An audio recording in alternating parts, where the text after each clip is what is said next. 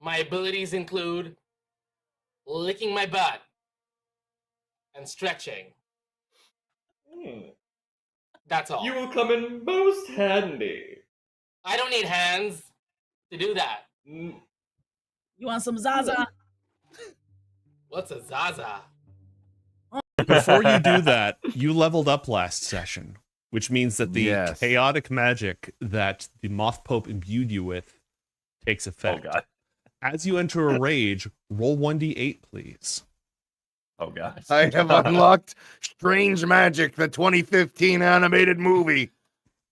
18 seconds. Is that how long it'll take before those hellhounds come? I don't know, probably. They're very fast. Right. They can smell me. Time's ticking. Okay, I'll wait 18 seconds before I go back to the ethereal plane. Okay. And I go to the astral plane.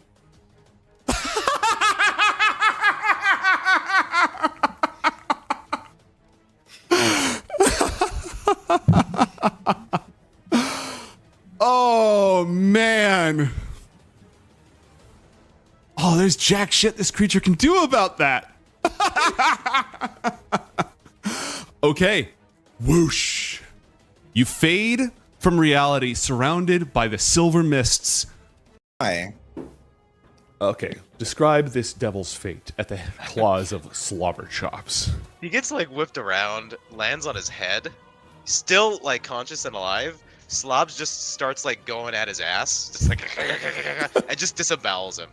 Oh. Like I imagine the camera pans away and you hear a sound like a wood chipper, and you just gore spewing off to the side. It's like somewhat, discretionary shot, but His legs are like, and then Slobber Chops' face comes up into the screen, covered in gore, and it just does the one lick, the one like aggressive face lick. Yep. I hate exactly what it is. I hate everything I stand for. You have no idea what's going through her head right now. If you were perhaps a little bit more perceptive, you would see the face of somebody who never wanted to be a mother, who never planned to be a mother, who's dedicated her life to gathering power so that she's never in a position where she's vulnerable again and where she won't be used for anyone else's purposes ever again, and yet finds herself having to talk to this teenager about drugs. Like, never anticipated this and is now trying to figure out the best way to go about it. Okay. When a mummy drug and a daddy drug love each other very much, Okay. they do a special cuddle. Shut up, Link Day. Arbiter, Yes, Grandmaster. you get to jump in on this one. I come in hot, white, glowing wings flared out. I've got the cheapest metal chair that you could possibly find. It's like I've got 10 or 20 years of repressed rage behind this chair. I'm rolling to hit with this chair. Oh, that's good. That's good. That'll hit. That's 16. My apologies, sir. What's your name? I go by Harker, We by are the the way. Boofomorphs. I am Bufo, and these are the Morphs. Hello, Buffo, and hello, Morphs. I'm not We are going to say here it. to commune with our sacred idol. It gives us great insight into the spiritual oneness of all things. I won't say it. What's your secret idol? It's I sacred, won't not fucking say it. It's right. What is the toaster going I'm on gonna about say now? it. I'm gonna cover Zen's mouth. Don't listen to her. I'm gonna fucking say it. I'm covering Zen's mouth. I'm covering. Goof at D's nuts. Roll for initiative. Small girls, just checking. No, grown men can live for sword, Garnet. Well, Would you I like to could try? eat a soul. I could eat a soul like a snack. I'm more thinking practical terms about swinging this fucking massive sword. Well, what if And it turns him honestly, evil? I'm sorry, but Evil your Chad? arms are small and noodly. Excuse Matcha, my arms are not noodly. Matcha comes walking Why does back two from strength? from the meeting. He's like, what did I just walk in on? Oh, Macho isn't here. Oh, good then. infernal sword. Yeah, you open the door. The sword is just like covered with evil runes on the.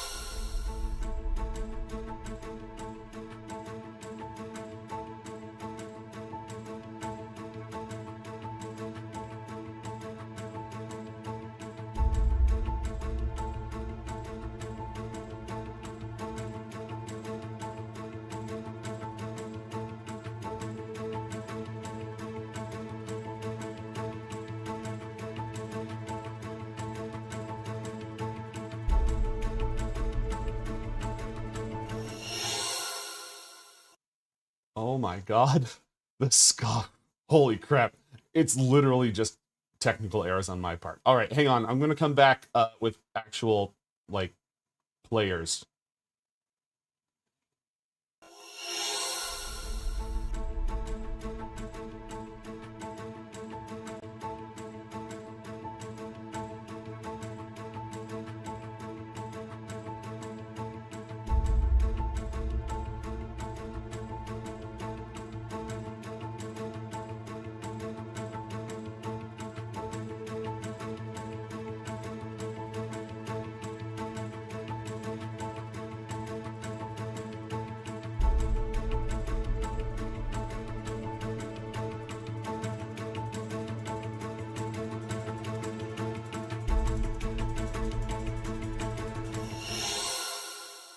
In a hypothetical world where I actually edit the goddamn VODs, we would cut everything that just happened. Hi, I'm Tormented by Gnomes. I'm your game master. This is a 5th edition Dungeons and Dragons campaign called Coriander Society, about an interdimensional society of people who hop between different game, not like game worlds, but universes. So we've got magic and robots and psychic powers and ninjas and everything in a big old heckin' mix. And your players are Drosy and LaFon. Drosy, how's it going? Good. Going good. I specifically waited for you to be busy drinking before I asked. I appreciate it. Yeah, I appreciate it. I've never even worked in food services.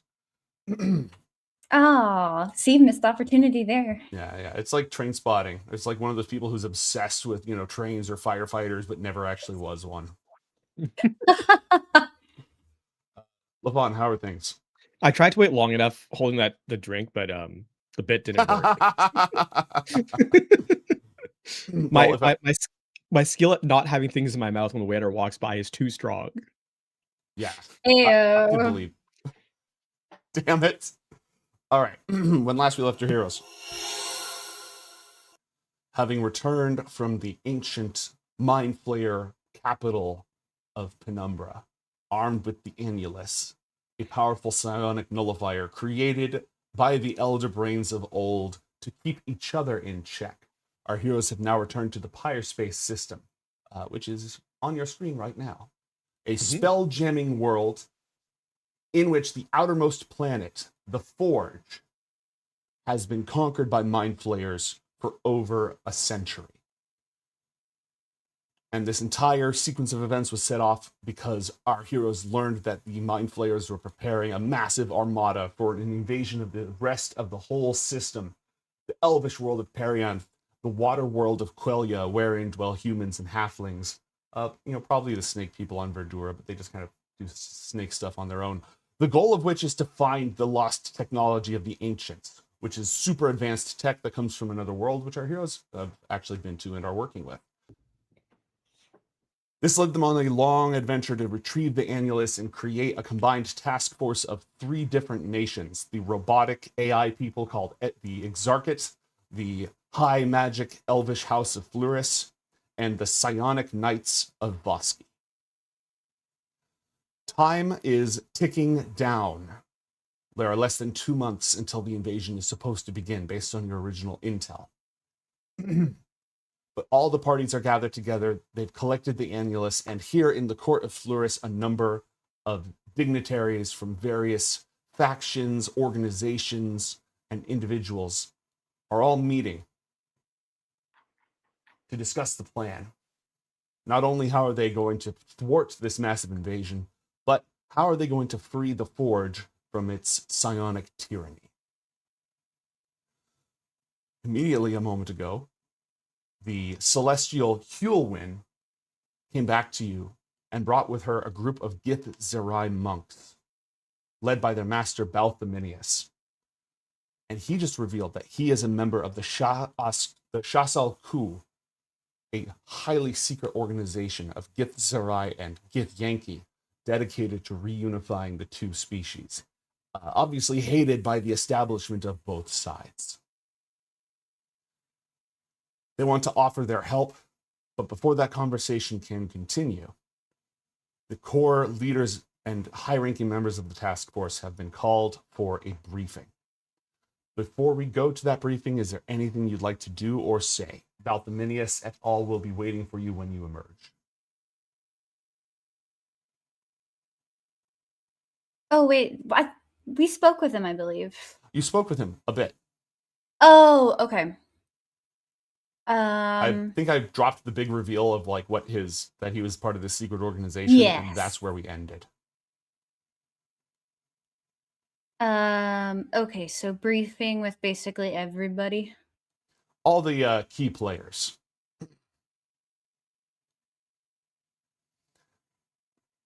Do you want to do anything before you go there? It will not be happening. It'll be happening in a room that I came up with and thought was a cool idea, but didn't find a map for. Oh. So do you have anything? Want to do anything before you go there? I don't. Okay. Go ahead. Yeah, no, I'm good to go. I was acting as a bodyguard in essence anyway, so. Okay.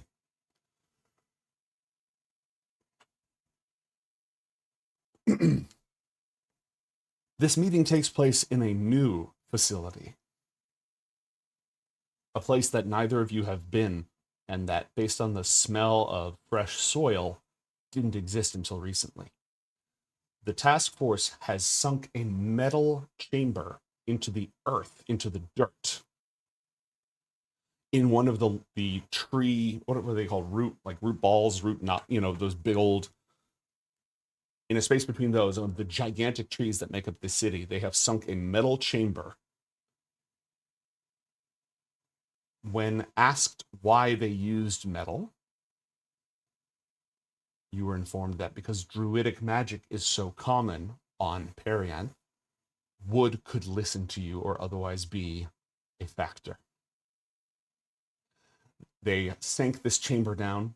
It is refreshed daily with private sanctum spells to ensure that no magical spying can work.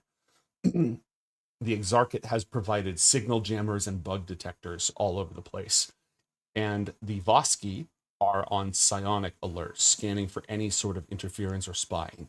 It is effectively a techno-magical psionic skiff, a secure place where information and delicate matters can be discussed. It's pretty bare bones, nowhere near the lush decadence of the court of Fluris, and speaks much more to the conditions that have brought this unlikely group of allies together. Leading this conversation are the two women who you handpicked to lead the tactical, strategic, military efforts of this combined task force.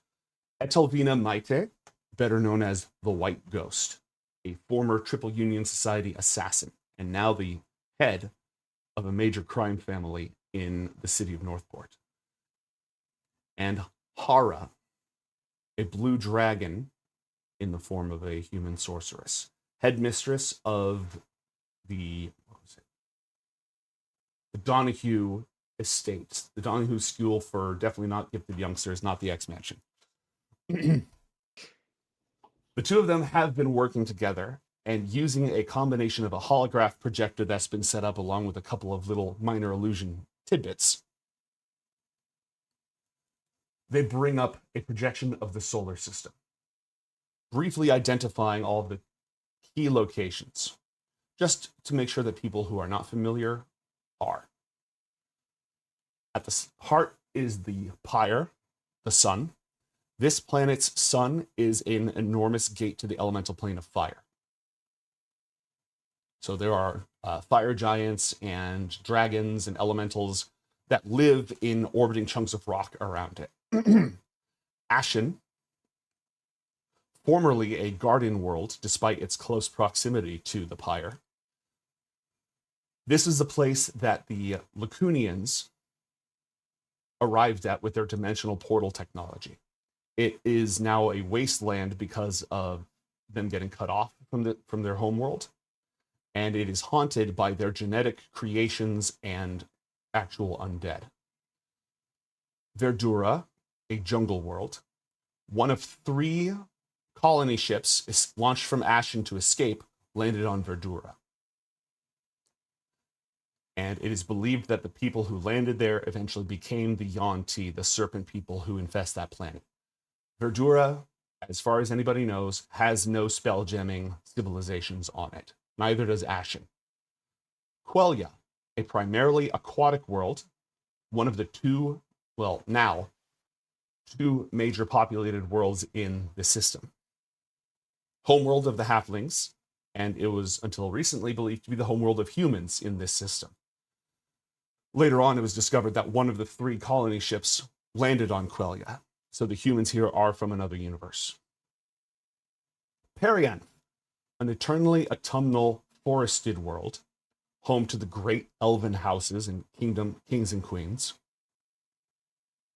Quelia and Perianth are the 2 primary spell-jamming worlds in this system. Neither has a single world government. Perianth is divided into these different elven houses or kingdoms, and Quelia is just a loose coalition of a whole bunch of people. There's you'll have some cities or merchant guilds and stuff, but because the islands are so scattered, they tend to just be very family or little group focused. Nonetheless, Quelia and Perianth have lots of spelljammers. The Chain of Tears. The asteroid belt. It is believed that it used to be the gnomish homeworld. What actually happened to it is not recorded anywhere. It is inhabited, bits and pieces and chunks. Some of them have atmosphere. There's a wide variety of scavengers, weird aliens. The asteroid city of Discord is like the biggest black market in the system. You can find anything there. Gnome scavengers can be found all over the system, but they tend to flourish in the Chain of Tears. And in the last 50 or so years, it has been slowly overtaken by a species of ant-like outsiders who are using it for their colonization purposes. The Spider Moon orbits Perianth, not entirely barren, but not very hospitable. The Drow were banished there after a civil war a long time ago on Perianth. That civil war, I believe it was 1,000 years ago, is the last time that all of the Elvish armadas, spelljamming armadas, were used. And the Forge, a very large rocky world. So far away from the Pyre that the surface is frigid, basically uninhabitable, but there's tons of tectonic activity inside, which makes for a enormous cavernscape, with heat rising up from the core of the planet. This is the homeworld of the dwarves and the orcs, who were often locked into a series of different conflicts over the course of the years until the Illithids arrived, because they found the 3rd colony ship that launched from Ashen, realized it was much higher tech than anything else around, and have been following it ever since. About 100 years ago, an Illithid fleet arrived and began the subjugation of the Forge. Obviously, they didn't take over immediately, but they pretty quickly cut off any traffic to or from. And they have been building their armada ever since. Other information about what's going on the Forge is extremely limited. Most of this is recap. You probably already knew this, but, we all live busy lives, so I thought I'd bring it back up. Any questions before we proceed? Okay.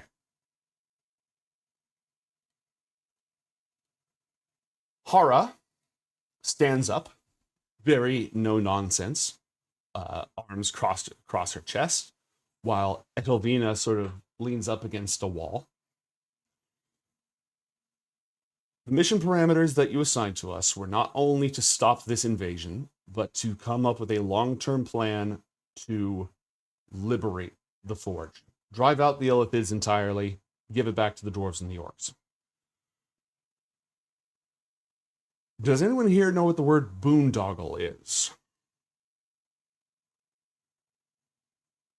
Can you use it in a sentence? In character, hard to say. Out of character, the U.S. invasion of Afghanistan was a complete boondoggle. Oh, yes. This project, the liberation of the Forge, is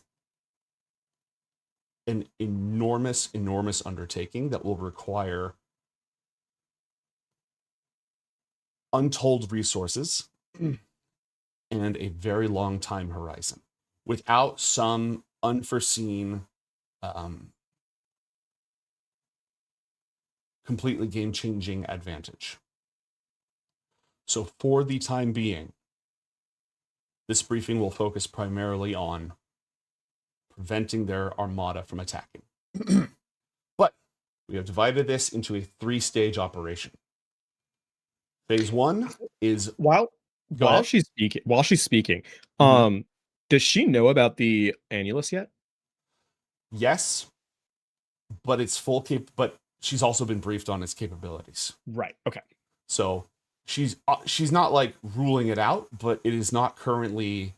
It's currently very useful, but it is not a planetary deoccupier. Yeah.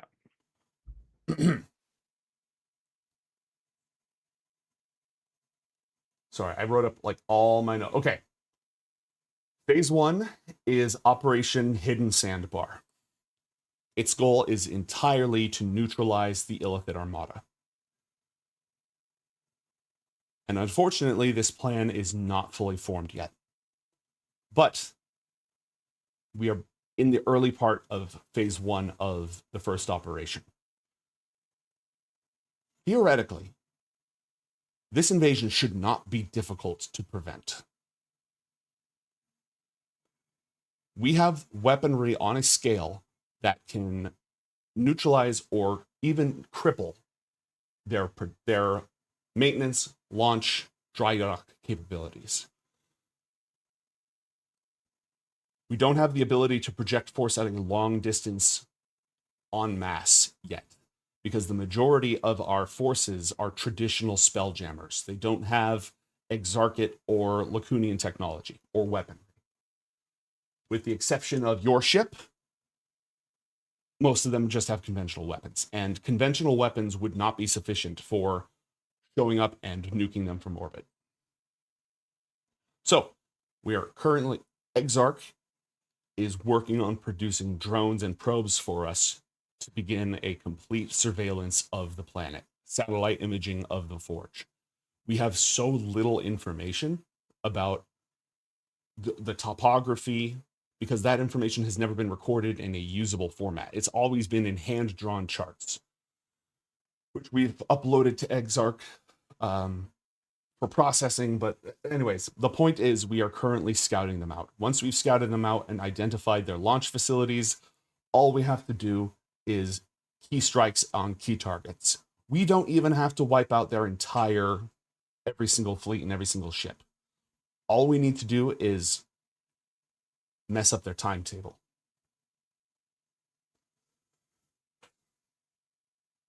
Phase 2 is Operation Inclement Weather. The whole point of that is to establish a foothold, a beachhead on the Forge. We will need to locate strategic positions for a potential base, fortify all assets that will be deployed there against mental and psionic influence, destroy and otherwise neutralize or seize enemy presence near that site, invade with enough force, enough people, enough power to not only seize that territory, but then dig in, and perhaps most importantly, set up local manufacturing and support facilities. This is not happening today. This is not happening in the next 2 months. Edelvina says, so the question then becomes, how? Has anybody here ever invaded a planet? I like to imagine that she's speaking like in the classroom speak, and then it's the same way when like you ask for like the answer to a question that clearly no one's done the homework to. Hara has the teacher vibe. Edelvina has like she should have a cigarette holder in her hand or like a cocktail or something. Also knives, lots of knives. So obviously you all respect me and my opinion a lot, otherwise you wouldn't have hired me, and I haven't ever invaded a planet either. But while you've been off having your wonderful trip across the universe, I've been doing homework. It's as fun as it sounds. And I understand the value and importance of these old brains, elder brains, right, elder brains. And given how critical they are, and my original line of work, even though I've moved to more of a management position, Phase 3 is Operation Tidal Drift, which is kill all the elder brains. That could take years, but as far as I can tell, every single time they lose one of those, that is decades of work, development, brain matter. It is the single, even though, they're incredibly powerful psionic entities, that is still their weak point. And so our entire strategy, once we've established a foothold and got some robot factories, and we're starting to find local resistance groups and all that stuff, and just, not getting our brains eaten, is to just assassinate all of them.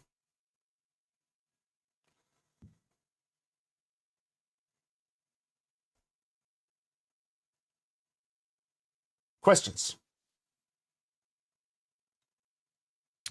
How much time does our first phase buy us? We don't know. All we have is a report from local resistance fighters that gave us a rough timeline. We don't have a ticking clock that says in exactly 6 weeks, the enemy armada is going to invade us. And we do not know. We have a rough approximation of the overall scope of their fleet, but we don't have ship numbers or anything else like that. Recon is really important right now. And that's why we're using non-sapient, non-sentient drones to do as much of it as possible. But our robot friends don't have a huge factory set up over here. These things take time, and they are going to be hard-pressed to get anything on a big scale in the time that we have. So we're just rushing to do as much research as we can.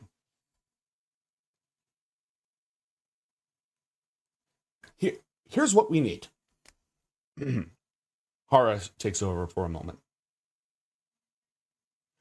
In the short term, we need information and weapons. Very simply. Whether we send in teams to sabotage or use orbital bombardment or guided weapons like missiles, we need the firepower to destroy the targets. We need to know how many of them there are, and we need to know where they are. We're working on that as much as we can. The other thing that we need is an army, preferably several. Planetary occupation, I don't think most of the people involved here understand the scope of what we are talking about. Theoretically, you would need a force numbering in the millions to successfully hold an entire planet. Furthermore, we're talking about a subterranean space, absolutely honeycombed with passages that we do not have charted or mapped. The capability for hostiles to be dug in, fortified, use hit and run tactics, use the terrain against us is enormous. This is going to be most likely a grueling, decades-long endeavor. If we can get to phase 2, the beachhead, and get that actually established, then I'll consider that a good start. Edelvina says, I'll probably die sometime after that. We're not all dragons, so, I might retire. We can get that pulled off. Ara just gives her a look for a moment.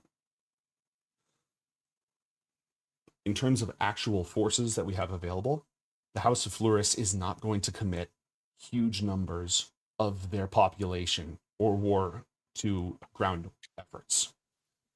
They don't have the numbers, and they, frankly, don't reproduce fast enough to risk something like that. Hypothetically, Exarch can provide us and manufacture armies, but getting momentum on that is going to take time. The political capital that would expend would also be immense. Exarch is getting a lot out of this deal. Asteroid mining, from what I've been read in on, I had to talk to Gaston about this to get the full scope, but I meant no, that's it's the other way around. Like having a print on demand where you can generate infinite armies is going to take a lot of political will on this side, not Yes. Exarch necessarily. It's the other way I'm worried about. Yes. So we need allies and we need armies. Who's in the room right now? Let's see. I'll take us back to the throne room, which, even though that's not where we are, it will show us people so we can think about who would be there. Indogalad is here. I think Casimir or no. Casimir's son is here because he got roped into this. Yeah. It's going to take me a moment, but I'll grab him. So Casimir's son's here on official capacity under whose banner? He's in go-between. Since okay. Prince Casimir is back on Lacunas right now. He has to split his time because he also has like a wedding and political like that's a whole separate, that's not just the JTF, that's a whole separate thing he has to deal with. How are they getting on? Roll an insight check.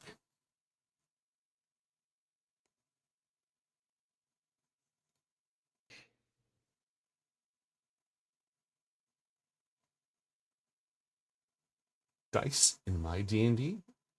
It's more likely than you may think. 8. Hard to tell. Casimir likes to play his cards very close to his chest, and Adthea has a lot of ADD, which makes it hard to get a read on anything. But Indogalad would definitely be here. Atticus the Bold, unfortunately, would not be here. Carluth is not here, is like specifically very much not here. Yasmin and Delores could definitely be here. Get these bodyguards, even though you'd think there should be some bodyguards. Charlie doesn't need to be here. Ben doesn't need to be here. John would definitely be here. And if you think of other people, I can loop them in. I mean, at this level, I'm not even sure that our entire team is here. What do you mean? Which team? Like outside of like Medwithin, in terms of like the high flyers, like our team is pretty. Yeah, like outside us representing, I don't think there's a ton of people that we have. That's the idea. This is supposed to be a. Oh, another assumption that we have to make. We need to treat the enemy as hyper intelligent because they are.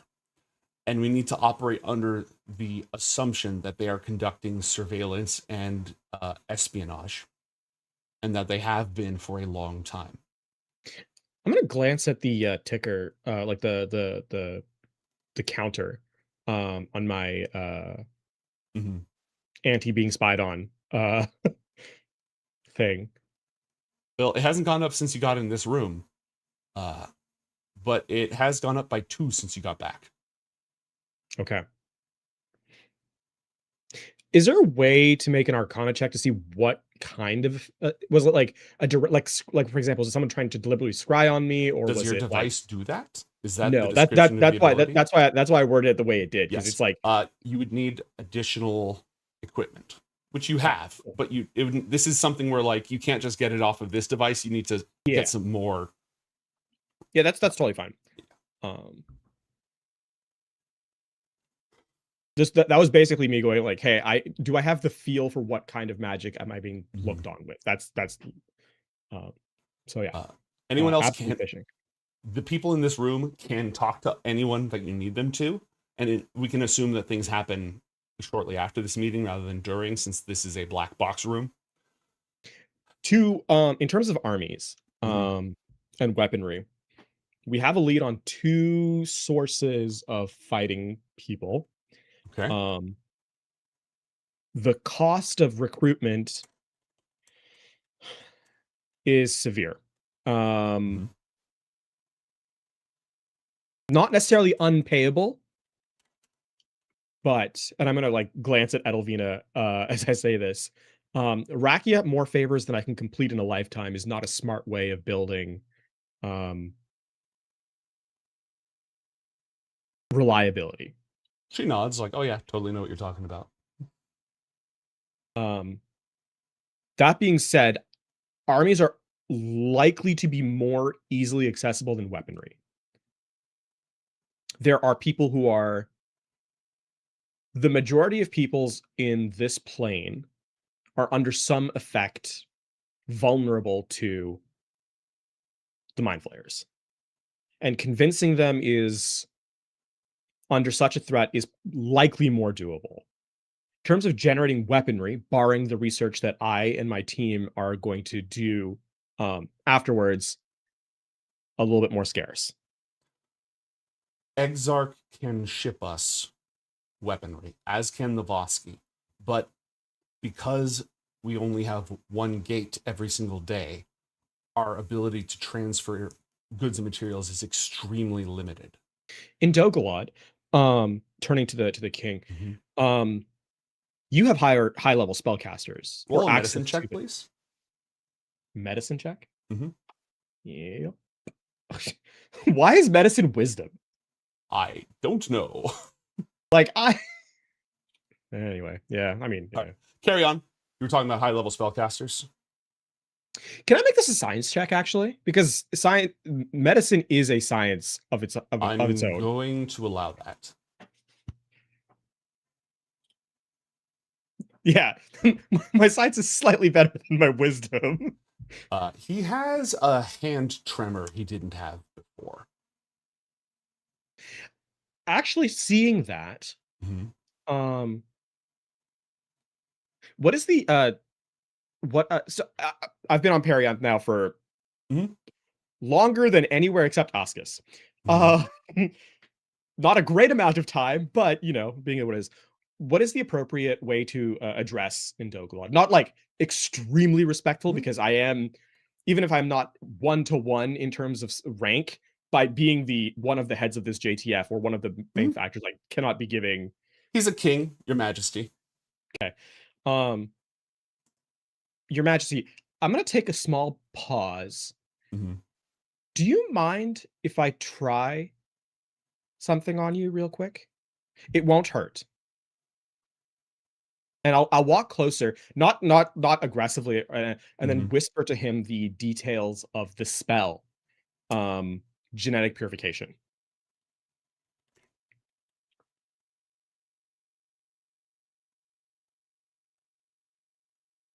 And I will also look at the details of genetic purification. Here, let me put the. I scrolled up like 2 bars, but that works. Less scrolling. Let's put it for the benefit of everyone to refresh.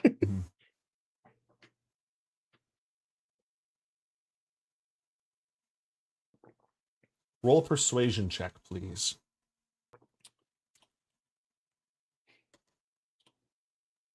A 28. I think it's like what, a 19 on the die? Yeah.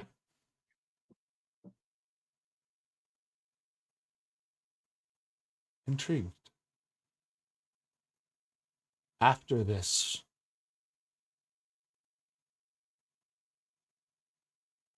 gathering, in the event that there are unexpected side effects or reactions, A reasonable request.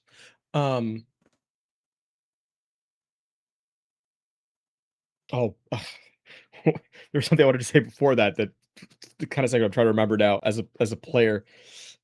Gate. You were talking about the gate Gate, spell. high level spellcasters. The Court of Perianth has access to high level spellcasters, no? Not that high level.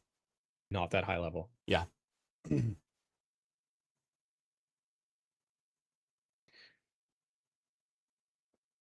20th level, 17th level characters are rare. So we either need to find a way to increase the to bring things over faster. We don't have a time to set up a teleportations a circle. Though my understanding is that progress is underway, correct? Yes. But we're only like what, a month in, so yeah, and it takes a year. Yeah, and you can only teleport because Lacunas and Pyre Space are in different planes, different prime material. They're not part of the common prime. You cannot ever fly from one to the other without planar travel. The teleportation circle spell will not work, but the plane shift spell will work. You can plane shift directly to a teleportation circle if you have its code. That is a level. So teleportation circle is level 5. You have to be like what, level 9 to cast that, and then plane shift I think is level 7. So you need to be level 13 to cast that. So it's much more common just because of the logarithmic thingy of it. Hara speaks up. Actually,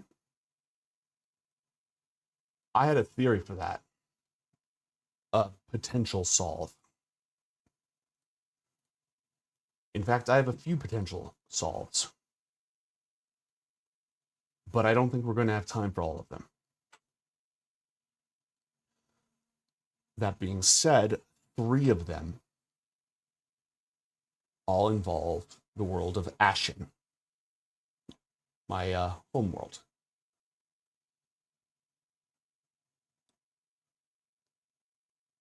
While on Ashen, I interacted with the biological weapons created by the original Lacunians, called the Maru Spawn, genetically engineered cloned creatures designed to survive in that environment and created specifically for combat. In the absence of their creators, they had formed a cargo cult style society. At least one of them, who is not here, fortunately, imprinted on me. I believe it should be possible to use cultural manipulation to rally huge numbers of these Maru spawn.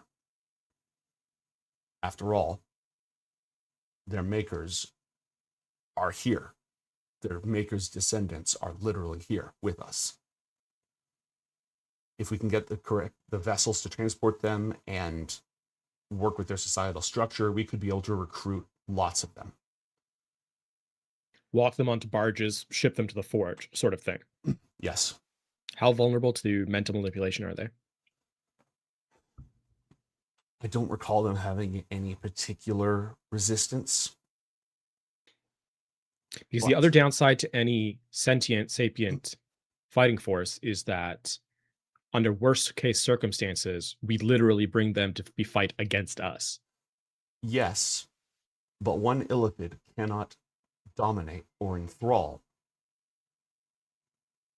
They have a limit on how many they can dominate or enthrall. The primary threat on an illithid to illithid basis is the Mind Blast. So, overwhelming numbers is a viable tactic. They can incapacitate large groups, but they cannot immediately control large groups during a combat situation. You might be muted, Rosie. Oh, no, I wasn't saying anything important, just making noises of... Got it.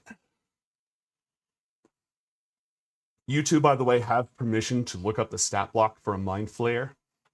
One, you've got, Yasmin's ninja info cards. And 2, you've just collected enough intel about them to know all that information. So you can, like I said, I don't think they can mass charm. I don't recall if they have mass suggestion. I don't think they do. Now, there will be some of them with those capabilities, and an Elder Brain's capabilities will be far, far stronger. But the point is, cannon fodder is a viable strategy. There is also a tribe of Jan. Hold on. I never know how to pronounce this correctly. Janni. They are a type of genie that is not derived from any single element. They're derived from all 4 elements. And instead of making them the avatar, it makes them banished to the prime material plane. But there are tribes of them wandering the deserts of Ashen. One of them joined the Pilgrim's Progress. I don't remember his name.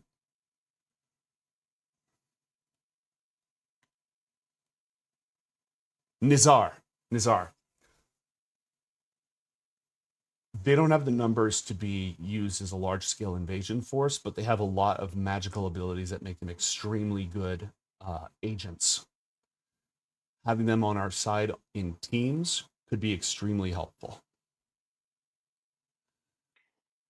And perhaps most importantly, I don't know what its current status is. It has been buried under tons and tons of rubble a few times. But the Lacunas Gate is on that world.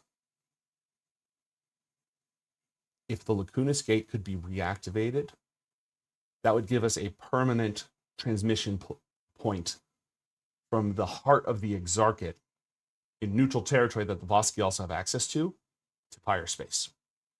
Theoretically, permanent. Always on. How does it interface with the chronophage?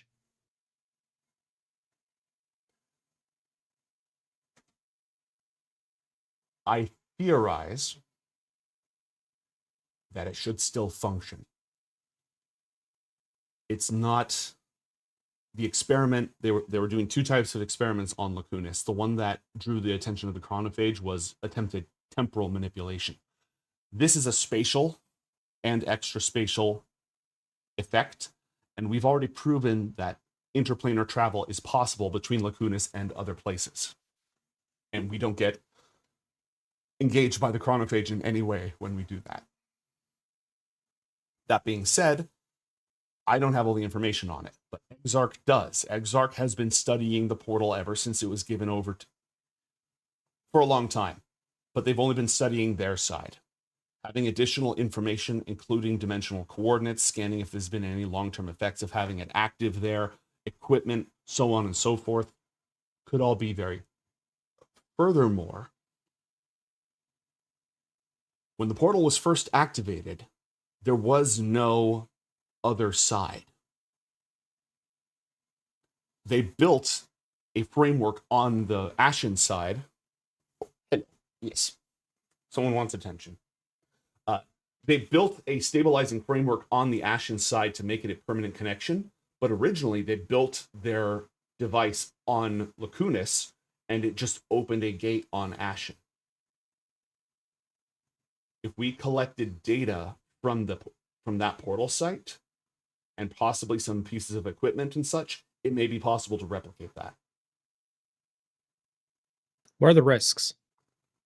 And while we are working on long-term magical gates and technological solutions, this would be a shortcut.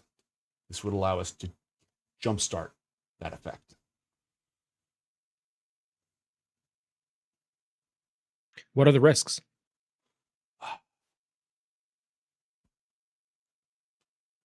The original portal is buried at the bottom of a city that was completely inhabited by legions of the Maru spawn, who were all highly hostile. At the very heart of it was the Maru spawn abomination, which I believe was neutralized. The ancient Lacunians experimented with divine essence in their cloning and artificial life form creation. They managed to secure a divine spark and create a monster with it.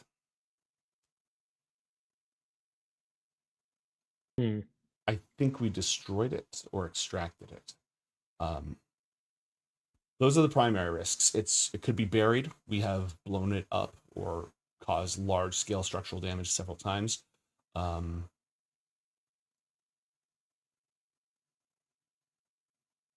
may still be a piece of the flesh of Kur there.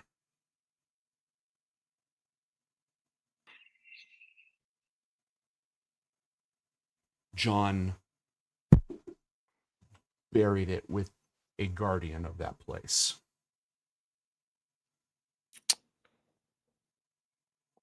If we do end up going to Ashen, in search of this gate, which is not a bad idea, it would have to be at the. I think we would then go ahead with the Maruspawn as fodder. Yes. It is a sort of 1-2 link. And it's entirely possible this isn't the best plan, or this isn't the plan to do with what remaining time we have. I've suggested that we focus on importing missiles with every single batch. High yield, guided missiles. The way I look at it is, number one, we have to prevent the launching of the Armada. Yes. Anything from there on in, this is going to be a protracted engagement no matter what we do. Mm-hmm. As such, any on-world combat, which would then lead to, those foot soldiers and what have you, would necessitate a longer timeline. And so yes, we're not operating in months, we're operating in years. I think, from my perspective, getting large-scale fire and a few high-level teams that can be dispatched, strike forces that can be dispatched swiftly and can be trusted to survive in the event that something from the Forge breaks containment in this timeline is a much more efficient use of our resources, which we can then build to a long-term solution on planet. It would only be worth going to Ashen now if we thought we could get the gate working in a week. That would be enough. The material we'd be able to bring in from Lacunas would justify that, but that is absolutely not a guarantee. Can I take a wild swing in terms of calculation of, based on the fact that I've now interfaced with our ship, have been hands-on with building it, have been to Lacunas, have kind of operated through all the portals and stuff that we've done. Can I do a rough mental calculation? Not trying to solve the problem or anything, but kind of get an idea of like what shortcuts we can take and how quickly we can make that gate be the gate on a technological level be a thing. Yeah, roll a technology check. 15.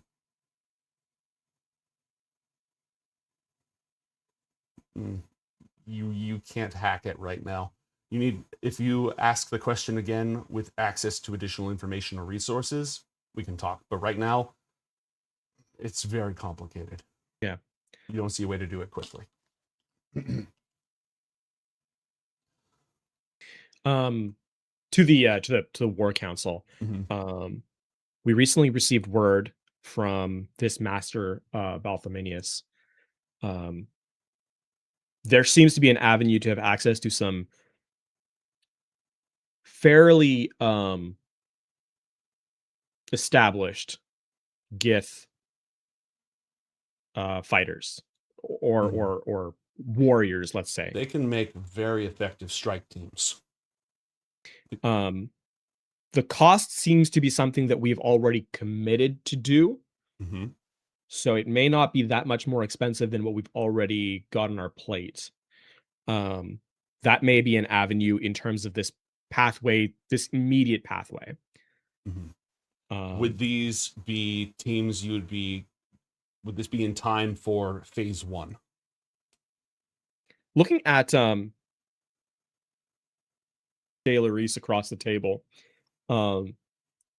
between the two of us, do we kind of get the sense that we could convince them to like work with us in that timeline? Yes.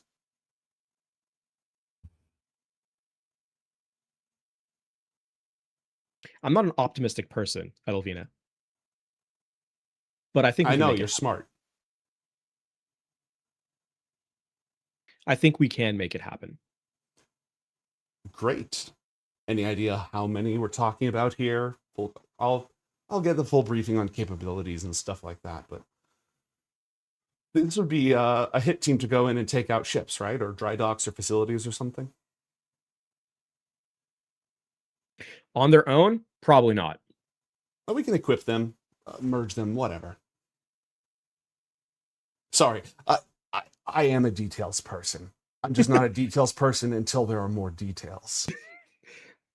I think in terms of skill level, in terms of this particular application, about half of what my team can do. One of the big problems, and we won't have an answer to this until we get the whole... I've been told that scanning an entire planet can take a little bit of time. And setting up an entire satellite network, which is 2 new words. I've heard them from Gaston before, but context is everything. Anyways, setting up an entire satellite network may or may not happen before all this happens. So one of our problems is we don't know how many targets there is going to be, and therefore we don't know how many teams we need. So maybe that's your focus, is just forming some really, really professional teams. Fair. Doable. Yeah. And what are the people of this solar system or Pyre space? Pyre space. There are a few names. What have they committed? They are the most vulnerable. What have they committed? Well, the entire Elvish fleet of Fluris is engaged, and there's a lot of Elvish politics happening right now. And I've been there, I've seen this before. It's, oh, we definitely want to deal with this, but you go first. You go through the door first, please. There, you know, that gentleman with the gun inside there, I think you're best equipped to handle him. And I'll just step over you and then we can clean up the rest. They're dealing with that. We have people that you're very capable, but you're not going to be everywhere at once. So Edelvina is in the mind. I believe I put her in the mind link when we went to talk to Balthominius. Yeah. It doesn't work outside of this room right now, by the way. Yeah. That Go ahead. totally expected. To her specifically, what are the chances we can get the Drow as a fighting force? Trade their freedom for service. Interesting. You might be able to say that one out loud in here, but you don't have to right now. They're a little more open-minded. I mean, Dogalad's advisor is a spider woman. But from what I've heard on the briefings for them, they are a particularly fractious lot. Getting them all organized in time would be a bit of a hassle. But John did do a mission there, and he made some contacts. I think we might be able to get, not all of them, but a select group, maybe a team or two. And they do like their cloak and dagger work. And they know their way around spells, and they're a little bit resistant to the old whammo. I think that's a good idea.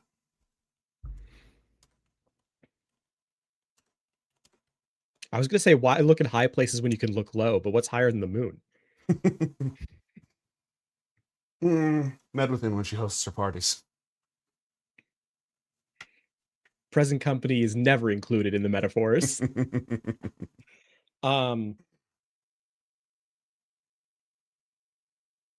Okay. On that front, from the other thing that we will have to do is my team will have to, my ship's task force.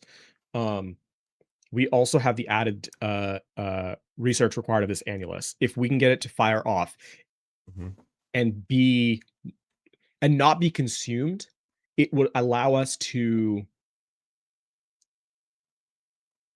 It would give us the fear factor, because as far as we know, we know that the Illithid don't fear much. This would give us that benefit in a protracted engagement. You know, I hadn't really thought about the psychological warfare aspect of it. One thing nobody's really talked about yet And I understand why. The annulus part has been said out loud. Like everything past the drow part is. And this is in hushed tones, but she'll talk to both of you also out loud.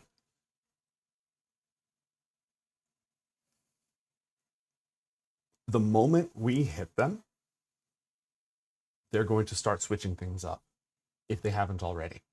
We don't know what they know. The moment we demonstrate some new capability, they are going to start planning around it. But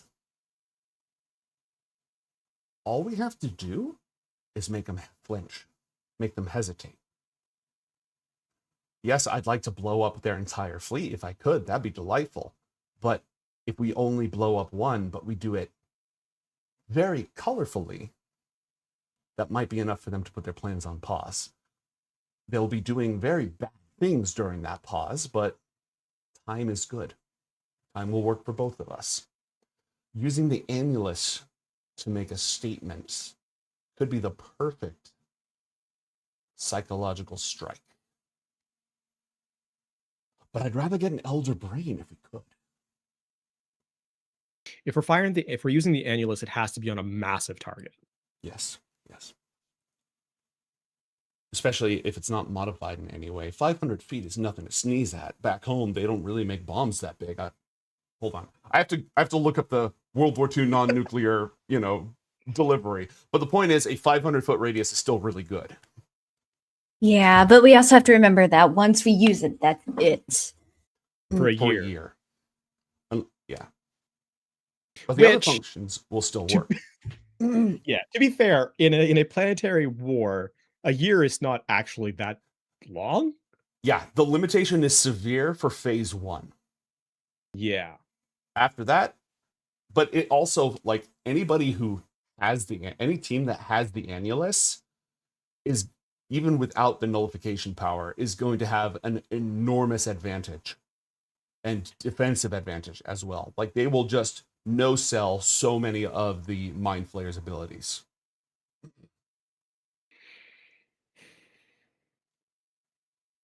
That gives me an idea. Because this is kind of the important. When you are running a computer beyond at the very limit of what it's capable of, basically, when you what do you call it? Sub-zero chilling a computer on a processing unit will give you so much more effect. On my quick research of it, it's been what, 2 days? Is there a way to, in effect, psychically or I guess psionically supercool this to be more efficient? Using analogy rather than Josie, turn on your science brain here. Why does supercooling make conductors work better? That is physics. I know. And none of us are physicists. That is not my strong suit. I mean, the big problem is that the amount of heat it outputs literally cooks the chip. There's it making it explode. So is it that it makes it go faster, or is it just that it makes it possible to go faster without cooking? Does it actually improve performance? It allows you to operate at max performance for longer. Yeah, I don't know if it's actually like something that makes it function better or at all necessarily. It's just, I think it's just. Yeah, it just lets you everything's safe. Yeah, it just lets you overclock it. Okay. Next question: what is heat? I mean, it's wasted. In this particular instance, it's energy, wasted power, wasted energy. Yeah, but it's not necessarily. I mean, yeah, but when you think about supercooling a system, most of the heat comes from the system doing work, but there's also room temperature, external heat, so on and so forth. So, what would the equivalent of heat be for psionic energy?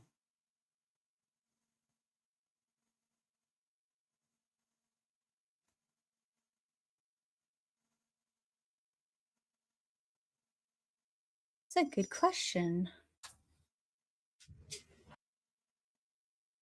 I mean, technically, it's all chaos, right? He is just movement, as I understand it. Like it's just energy. It's how much molecules are vibing. So when things are cooler, there's less vibes. So a psionic null or empty space would be the equivalent as far as I can tell. Because the annulus, technically speaking, does not, yeah, it's called a nullifier. It's really an annihilator. It generates power. It generates disruptive power. It doesn't delete it. It overpowers it. It generates like static output when you're holding it. It's basically destructive resonance. Yes. So more like a sound wave in a perfectly tuned sound wave to cancel out the. And heat doesn't have anything to do with how much does heat affect resonance. It's definitely not the same as electroconductivity. So we need to think about something else. So we need to think in the realm of sound rather than in the realm of electricity. Okay. I mean, in that case, like an amplifier, like literally an amplifier.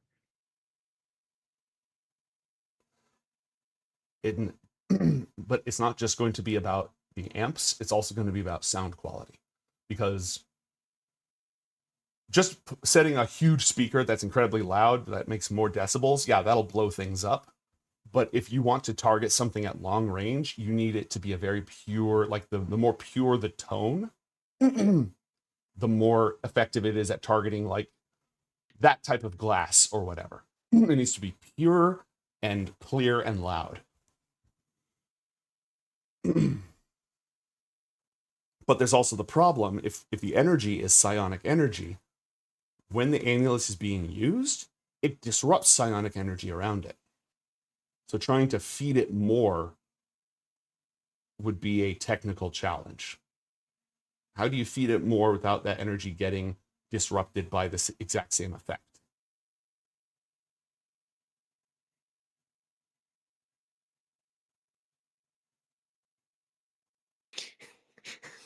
Use your enemy's psionic energy as fuel to fight your enemies.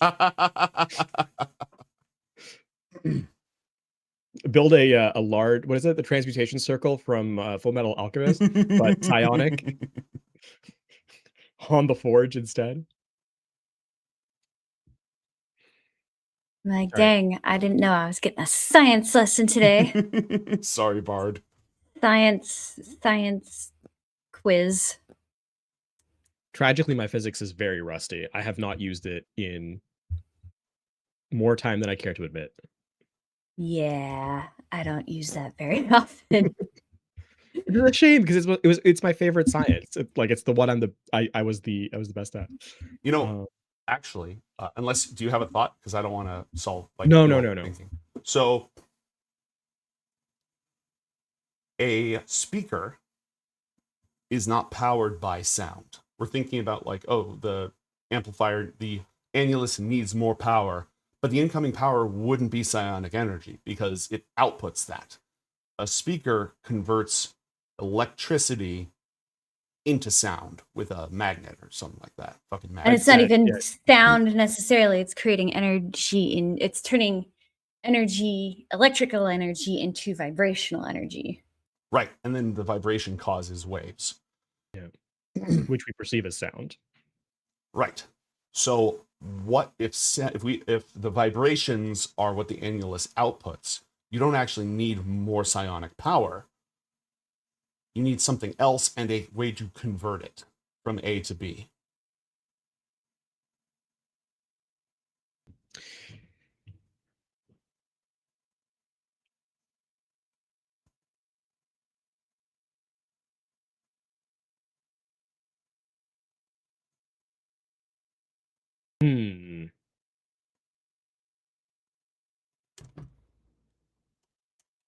In terms of resonance and the amount of power that would require,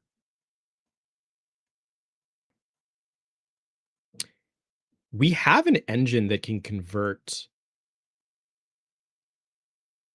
that kind of thinking rather via magical energy in our warp drive. The dark matter drive. The dark matter engine. It can take spell slots and convert them into ship power. What if we build a localized version of it? And that is something that we can harvest.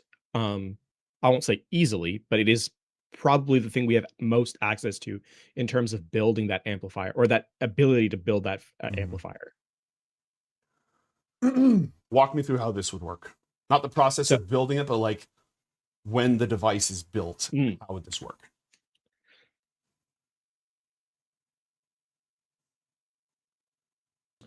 So our dark matter engine basically folds point to point. It converts the ship to a singularity, a point, and then it moves at unspeakable speeds and through everything. But it also just outputs arcane and electrical power.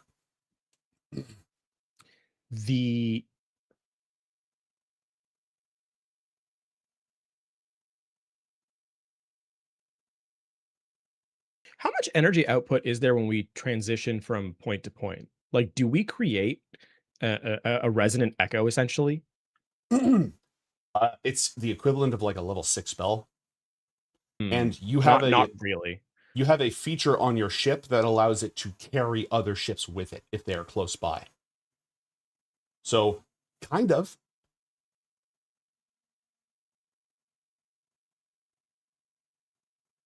Thinking is that a scale big enough to, because it's also an expensive thing to build. That's not a cheap item.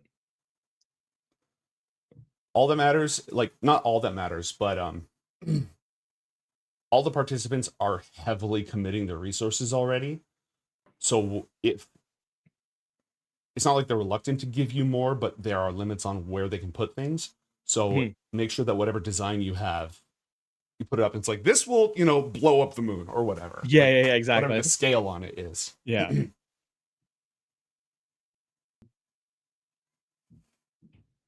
Because problem one is power conversion.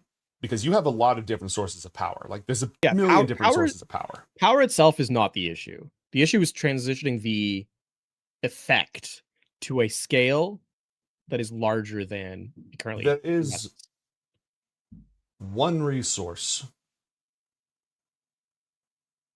And I can't say this for certainty, says Athenius Vosky. There is one power source I think will immediately be compatible. Sorium. Walk me through it. Our espers use sorium, trace amounts of sorium in their bodies to wield their abilities. Even a small amount has a huge amount of power output, but more importantly, that power output can be directly used by an esper. No power conversion required. The annulus is an object wielded by one person in their hand. If that person had access to some amount of sorium and the correct training, I think they'd be able to just amplify it themselves. Or if you don't want to do that, a sorium converter would be really, really easy to work with. It would be the most compatible, I think. And we have built other devices. We have our mechs are compatible with, they have esper blades that are just magnified versions of what our knights can produce without the mechs. This kind of technology does exist. We've just never worked with something like the annulus before. The only issue we had is that any other espers that were in the surrounding area were utterly, they were under debilitating effects. They were nerfed into the ground. I'll pull up the annulus again real quick.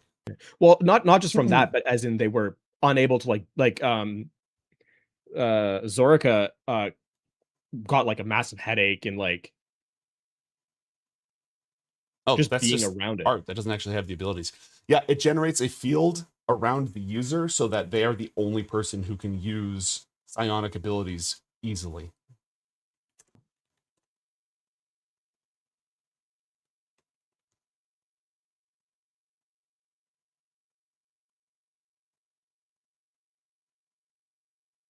Yeah, everyone within 100 feet.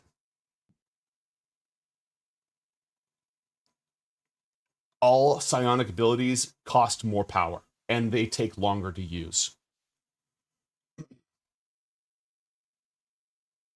So if you used spell slots, for example, but it was psionics, it would like reduce all your spells. It would increase the level cost of all your spells by 1 or 2. So to cast Fireball, you'd have to use a 4th level spell slot. You'd only get 3rd level Fireball, and if you can't cast 4th level spells, you can't cast Fireball in that field. I don't like that. I mean, this is only for psionics. Effect. What was that? It's still an insane effect. It's a freaking artifact. Yeah. And another thing to note is that if you juice up the annulus, you're going to juice that up as well. While holding the annulus, do I get the sense? I mean, because I would know how it would that cause it to break? You don't know. You know that if the annulus is used to nullify a major artifact or a demigod or something more powerful than that, that would destroy the annulus. It is theoretically possible. Why would it destroy it? Probably burning it out. I'll have to do a little more research, because if it burns it out, then does it burn it out because it runs out of power, or does it burn it out like a fuse? Because if it burns it out because it runs out of power, you just need more power. But if it burns it out because it's like a fuse and that much going through it makes it explode, that is a different technical challenge entirely. And at some point, juicing up its effects could have similar consequences. Where like, yeah, I didn't use it to kill a demigod, but I used it on a 500-mile radius, and that did the same thing. You know what I mean? Yeah. Okay, we'll table that discussion. Bring me the espers. Get me a list of espers that you trust with complete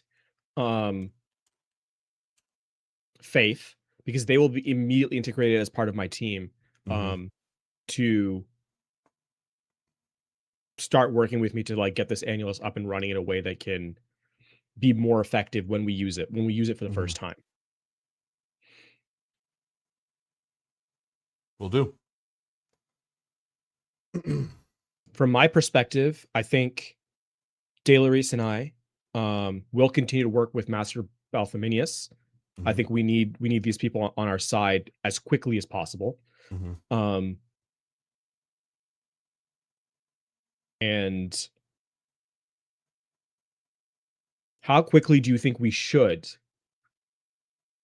run a strike team to test the responsiveness of the Illithid threat? Ideally, not until we have more intel. We don't even have like, there isn't a strong comms network set up between here and the forge. There's limited amounts of equipment that can communicate on that level. They're bringing in more every single day, but that is still a limit. Exarch is working on getting manufactories set up here, but that is going to take time as well.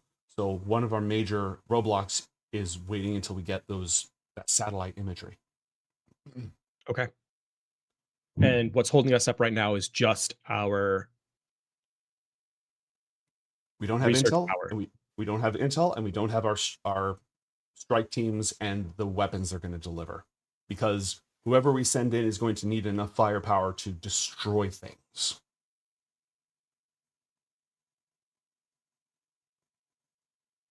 Okay. Let's work on solving those 3 problems then. And I think we can we can work from there. And there's lots of side conversations. Like you guys are talking, but like there's other people they're talking about a million other things. You know, they're how many of the elven great houses can we loop into committing their actual armadas, all sorts of stuff. One of the things I want to drive home is that y'all don't have to do everything. Yeah. Other people are doing things. But what you choose to do with the time you have left is going to be pivotal. You don't have to do everything. What would you like to do next? Would you like to talk? If we have time, then I think I would like to talk to King Indogalad. Yeah, you could do an Indogalad scene next, or you could do a Balthamius scene next. Which would you prefer? I mean, I'll hand off to De Laurice, I think, because kind of, I think right now I'm kind of like, even though I will like gesture to King Indogalad to like come and get me whenever he's free, whenever he's got that moment to test it. At the moment, I'm very much like head in book, The like numbers, research what do they notes, mean? trying to see what I can get done. So I will kind of look over to De Laurice and be like, wherever you're going, I'm game.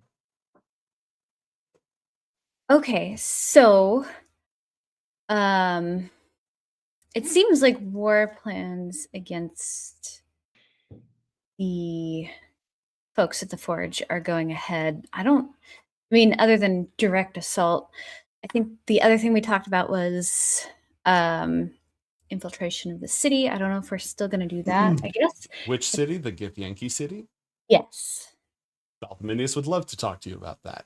Okay, yeah, that's what I was going to say. Like, that might be where I think my next plan of attack would be. Okay. Absolutely. Let's actually cut to break a little bit early because I need water and I'm parched. But when we come back, we will do a Drowsy focused scene talking with the definitely not a Jedi Master. All right, we'll be right back.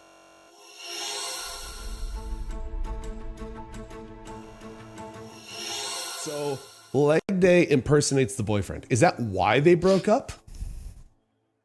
Oh my god! I'm thinking this is afterwards. Oh my god! Oh, I'm just putting it on the table. You don't have to go with it. I'm just putting it on the table. I don't know if that would end up in being friends as much as being. That's gonna derail the crap out of this game. But is it though? Well, you know, we're gonna turn absolute power into a dating sim. You turn into a girl and bait him into doing something. So we end up bonding. A loyalty test. You loyalty test the ex-boyfriend. Wait, what if I like? You know how they do this on TikTok? Yeah, they set it up, and you guys are like in on it. And, oh my gosh, that's awesome. Yeah. Okay. All right. This is a ridiculous plan, and they're gonna go with it. I prefer the one where we don't die, so I like this. They go away Also, after I an need some hour. earplugs. Oh yeah, sorry. Okay, Someone gonna heal me. yeah, they're already like coming back with healing potions in crates. You know, like 24 packs of healing potions. Just got a shock and a healing potion. It's like a study session all over again. It's just chugging Red Bull. Once again, Red Bull give you fiends. Not what I expected to be happening today. Pop! This boggle explodes into sludge. What did the ugly sticky babies do? Ugly sticky Who baby started this? attack Paramir, attack us. I destroy ugly baby. Who started it? Paramir or the ugly sticky babies? Hard to tell. I'll pop out of bush. It's Be just certain. popping out of a bush. They live in bush. Wait, They pop do out you of bush. Kill everything that pops out of a bush? If it stinks as bad as this ugly baby, yeah. Oh, well, I've known a lot of stinky people who are actually very nice. You can't judge a baby by his stink. Lash looks at you, kind of confused, but also kind of in awe. If Ezek can look past stench of ugly baby, Lash can look past stench of ugly baby. I mean, when How we does that say the work? pants are tight, the thing is like how like I'm thinking about like the materials that would be used to make pants and how tight they physically could be. And can we just turn him upside down and Let the problem sort itself out. let gravity do its job? Because like in a world without elastic, pants can only be so tight and still like let you walk. That's wise. I watch too much YouTube about historical clothing. It is Paramir, and the pants are pretty tight. Oh my But, like- god. Do not type lead pants into Google. You are not going to get a search that is going to be my goodness, that's a big thing. Well, now I want to. Make a DC 21 dex save. Cool. Ooh, Roll 12d10. Yo. Sheesh. Ah, cool. Yeah, that's me after eating a mild curry. I know, it's coming out of his butt. That's true. Wait. Flip it around. Flip me around. Flip me around. There we go. Flip, there we go. 67 points of damage. All right. Because Really? okay, I mean this in the best way possible, Garnet, but you have very socially intimidating energy. What? Mm-hmm. What? It's it's a good thing. You get stuff done. Clearly, it just is what it is. So I need to be more useless so that a man can want to feel like they can help me and not be intimidated. No, this I is need to- college. I don't think that's quite what I was getting at there. You won't tell anyone about the whole infernal shit, and we won't tell everyone you do drugs? Like, we all have an understanding that we're all keeping secrets, right? Am I keeping secrets? You are now. Oh. Snitches get stitches, or whatever. So Snitches then get why Mordaid would slipped into you their food. snitch then? Yeah, no snitching. No I wasn't thinking about snitching. Mason's never been extorted before. Okay, just checking. Just checking. Sounds fun though. I've never done Mordain, but after Ariana died, I haven't been interested. So, but I trust you. I didn't die. Oh, you kind of crossed over a little bit, but it's fine.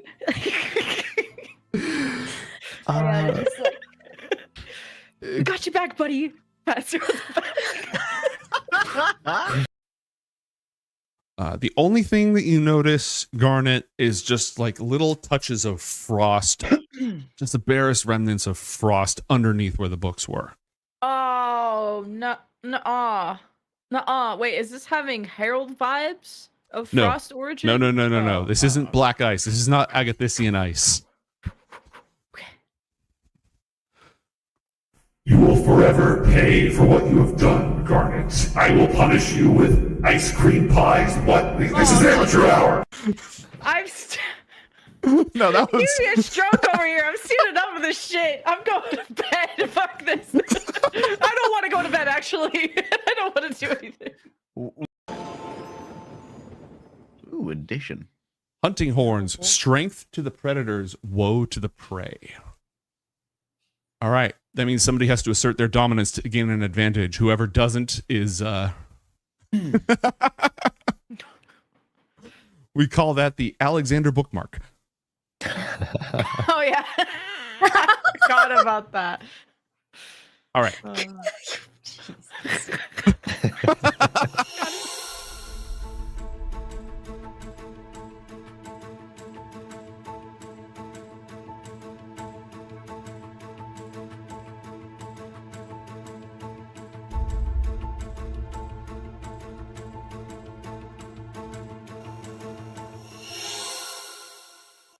As the lot of you depart from the secure room, Hara reaches out for Yasmin's shoulder. It is a assertive gesture, not a domineering one, but a wait a moment. I'm just gonna like reply via the mind link. You could have just thought it here. Yasmin. Any and all. Actually, no, she's going to say this quietly, directly to you out loud. Not in the mind link, because that's a party line. Yasmin. Any and all weapon concepts that you might come up with should be entertained. Regardless of optics. I think there's going to be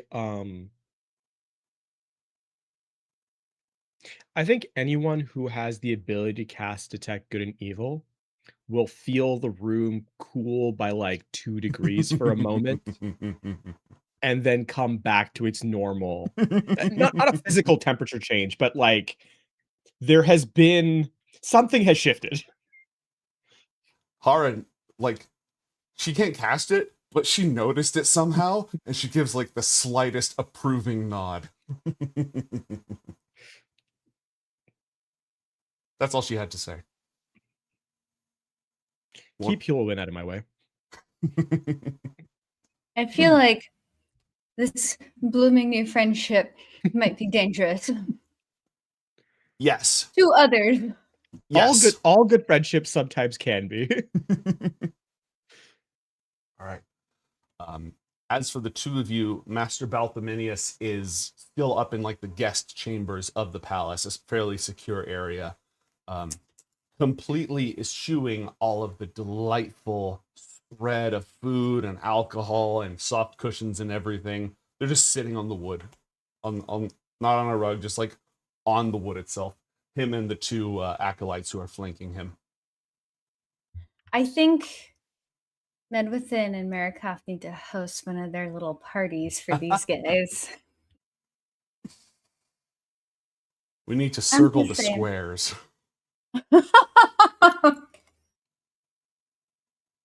So I don't know about Yasmin, but Dolores is definitely going to head up there. Mm-hmm.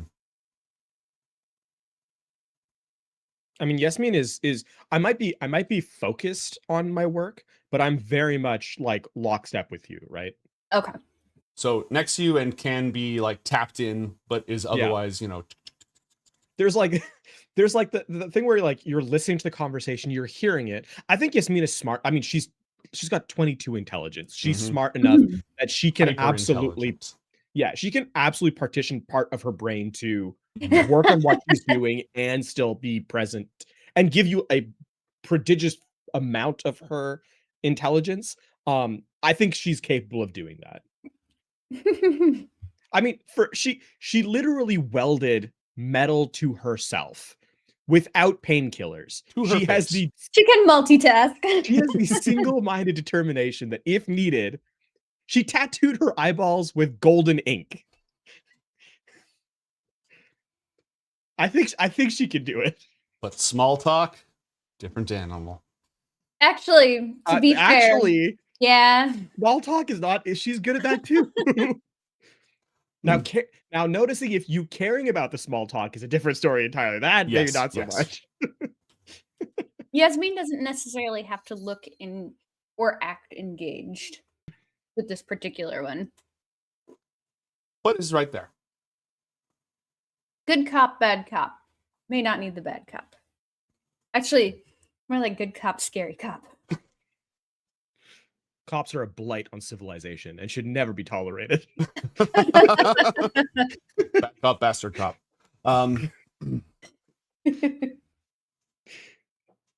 Delores, welcome. What do you I should see? be welcoming you.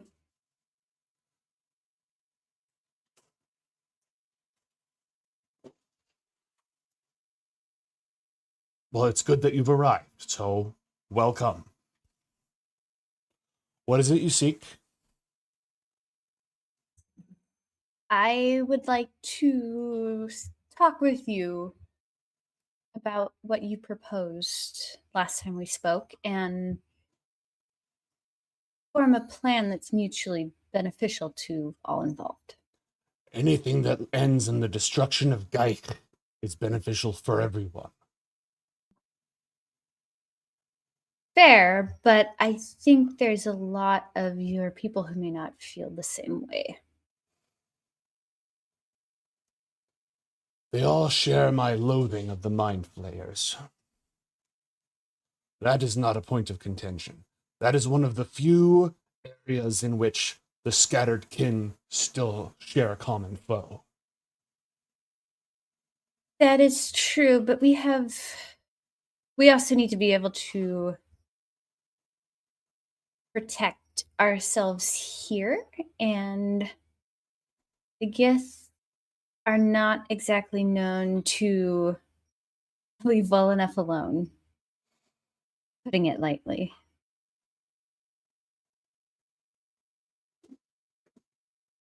And what is it you propose? Ooh, good question. Well, you know your people better than I do.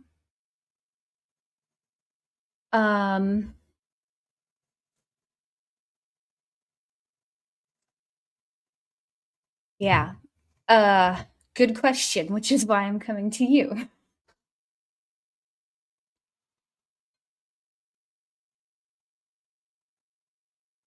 With no other words spoken or pacts formed, I will offer you a team of some of my best students to join you in your strike against the Geich. That alone is its own reward. So you're not asking for anything in return? No, as I said, the thing itself is worth it. And what about the other thing of which we spoke?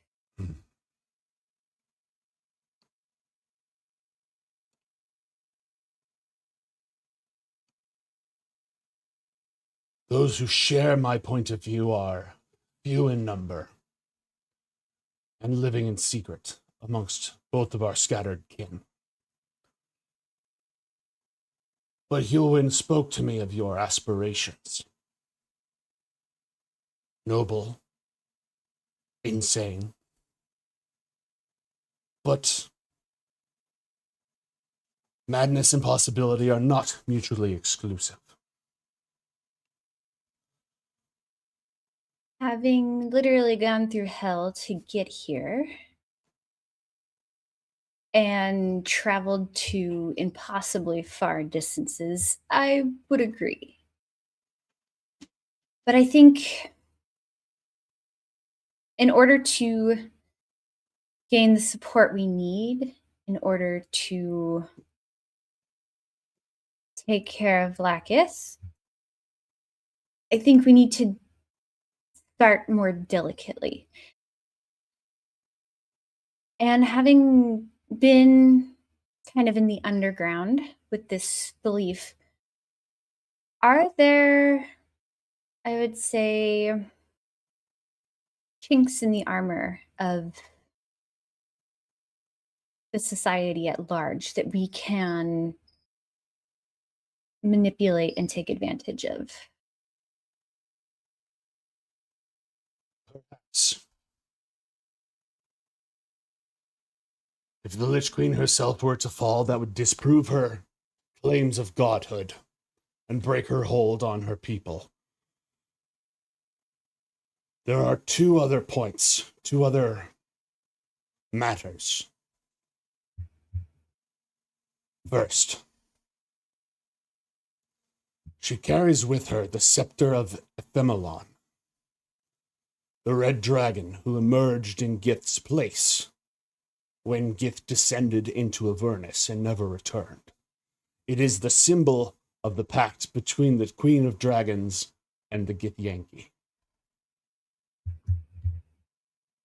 If that could be secured, that pact undone, and the truth learned of what it truly cost Gith and whether she made that deal of her own volition or not.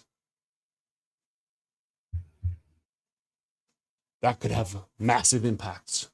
Unfortunately, you can probably guess who carries the scepter. I'm assuming she herself. Yes.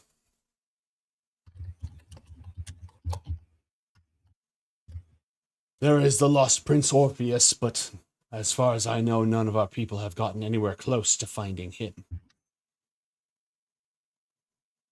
Gith's true heir. How long has he been gone? Since the proclamation of Two Skies, he was her son. He is believed by most, and Vlaakith would have us say that he is dead. The Comet Prince. Okay. Vlaakith was named Gith's successor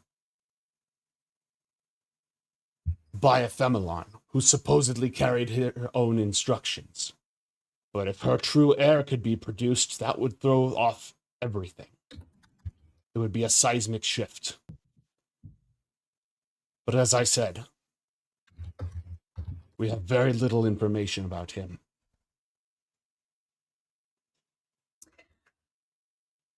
Out of curiosity, I'm not asking this, but in Carlos' libraries, could we find that information?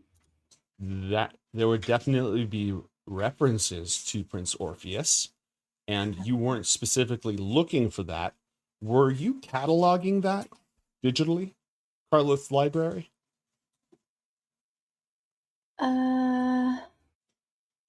Okay. We wouldn't have had time to, because we collected all of this stuff and then we immediately went to yeah. And you Lucullus. took a spell jammer. You did not take a high-tech ship on that trip. Yeah. So you didn't have a photocopier. It is, you are positive you read some references to that, but you don't have more information off the top of your head, but you can use that documentation to research him. Okay. I guess I can ask Carlos about it. He had enough time to go over his own library. One would hope. He had like 100 years of just chilling by himself with his succubus girlfriend.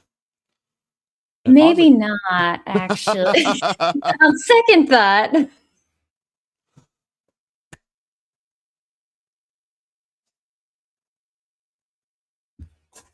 And there is one last matter.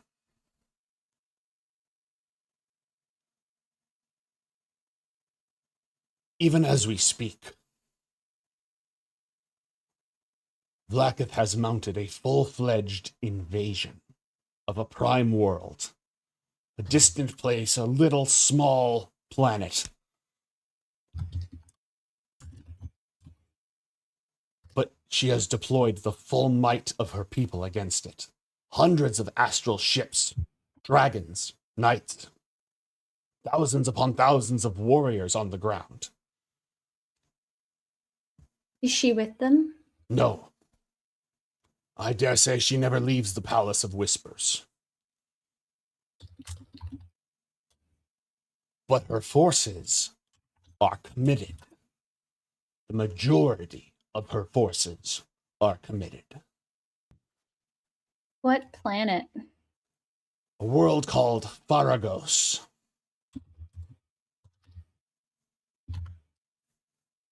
Have we come across that name before? Yes, you have. On Penumbra. Yeah. Why?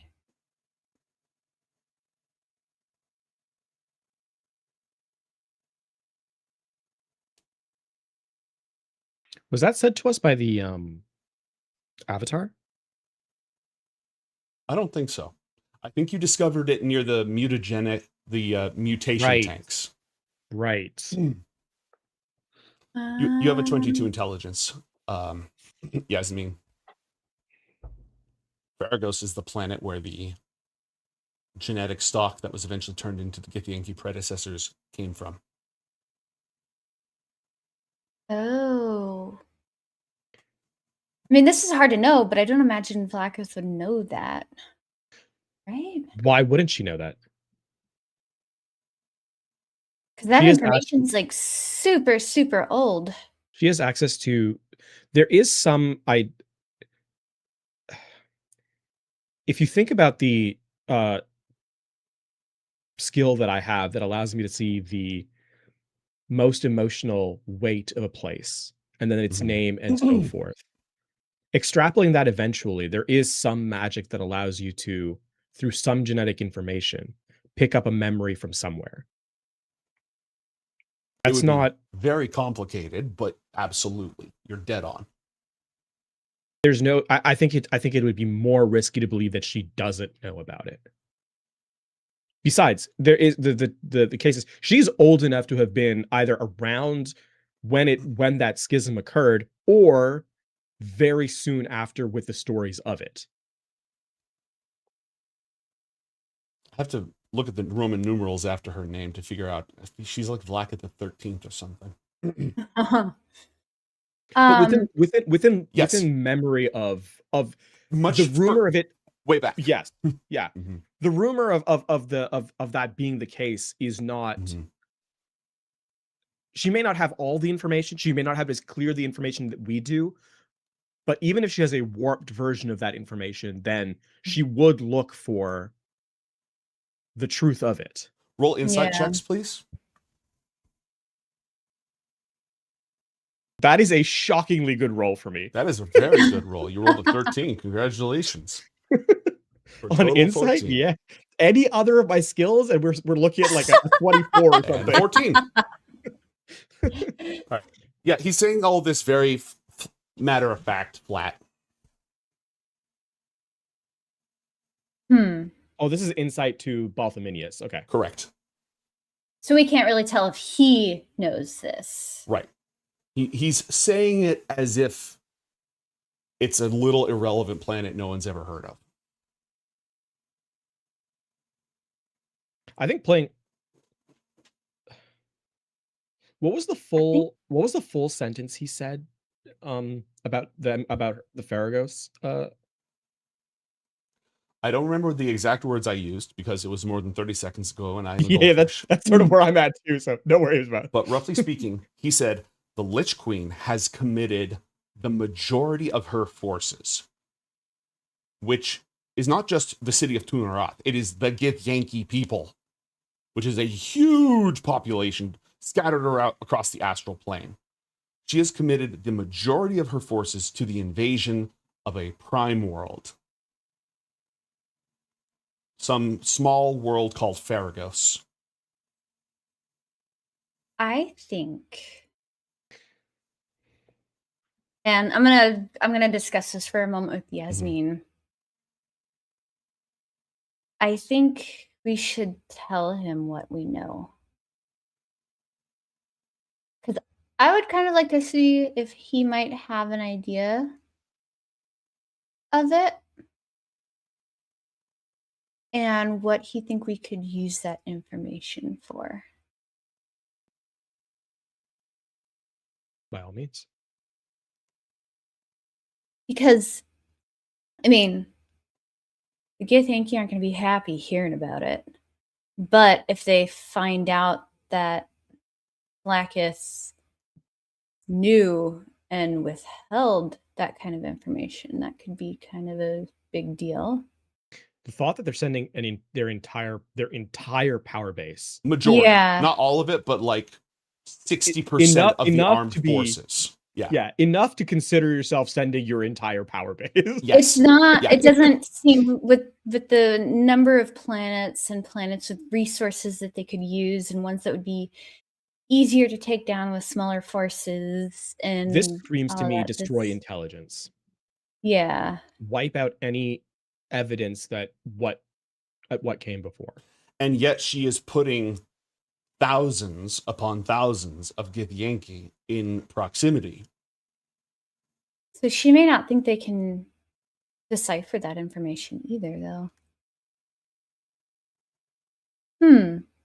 Yeah, I think we should tell Balthominius what we know. And sure. By the way, the mutations that were on this Farragos species that, and I guess they're technically humans, that ended up being that ended up becoming the Gith, the mutations happened on Penumbra and elsewhere. Correct. So they're not. It's not unique to Faragos that it's not on that planet that the mutations occurred. psionic. Yeah. Okay. Yeah, that's correct. But you didn't have a ton of information about Faragos. It was like a throwaway mention, basically. But you definitely know that the modifications to help them fight against the extraterrestrial threat they were facing occurred on Penumbra. It's basically like Species X. It's basically like Species X from Faragos as like a notation in a science, in an experiment or something. Yeah, got it. Exactly. Thrall stock. Because originally they weren't for experiments. They were just, oh, look, thralls. Brains Are and humans workers. the species that the mind flayers like using the most as thralls? Not necessarily. They are the main problem with humans is that they mostly live in the sunlight. And Illithys can't tolerate sunlight. Why are my thralls all depressed? Now, what happens if we can cast sunlight on from the sky? File a note. You sunbeam from the ship. Is sunbeam a evocation spell? I don't think it's an evocation spell, but but something to that effect as like something that could be done. I actually let me check if sunbeam is an evocation. I don't think it is. Sunbeam is an evocation spell. Oh, it is? Ship to ship combat. Actually, now that I think about it, what if we just tried to pull the forge closer to the pyre? That could have, consequences. But the thing is, it's mostly underground. Like, you'd have to bring it. Go ahead. Well, I was going to say, build a void crystal engine and have the planet be the ship, and then you would just decelerate, which would lower its orbit. What if you turned the whole planet invisible and then pulled it closer to the sun and just flash out the mind flayers immediately?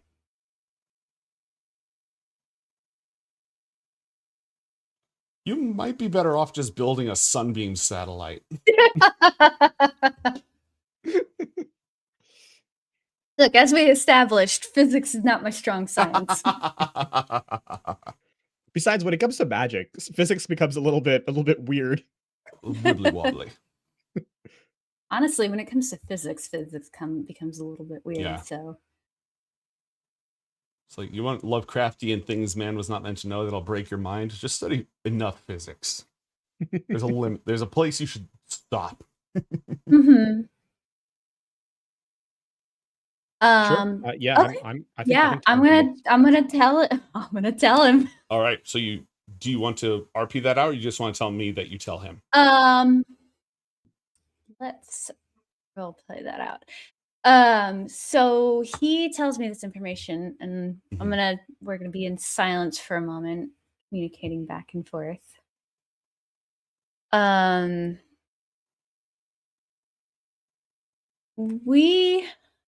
While on Penumbra, we discovered something about the Gith natural history, as it were. And I don't think Black's attack on Faragos is coincidence. There's a couple of thoughts that he's keeping to himself. Why is that?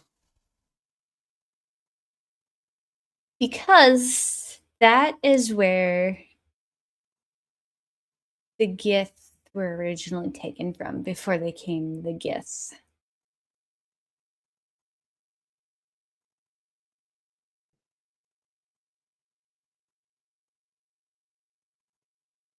The origin. Yes? And you know this. You learned this in Penumbra. Yes. From How the stable guide. How stable is your mind? Is his what? How stable is your mind? Well, the man is surrounded by just absolute beautiful opulence, and he's sitting on a wood ground. So I have dwelt in the shifting tumult of limbo majority of my life, establishing a place of tranquility in the plane of utter chaos. I have used this only. I've described myself thusly to only one before you. A Gith child who I requested take care of his people. I am besieged by lies. I cannot help but do so. And yet I tell you the truth and only the truth. Seems a bit of a habit for your people. The Gith are humans from Faragos, spun in ways unknown, mutated and broken and become slaves to those you call gay. In a war against an entity they could not fight against, they gave you psionic powers before attempting to strip them away. How real is it? Only as much as you can believe what we have discovered and willingly tell you. are we able to show him any of that information? Because I know that Yasmin took scans and stuff of it, right? Yeah. Yeah, he'll look at the PowerPoint if you want to bring up scans and images and descriptions of things, and he'll just sort of take it all in.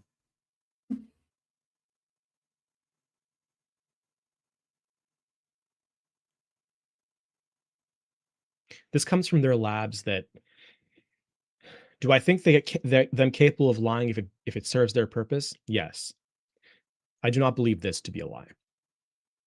As one who knows what lies are.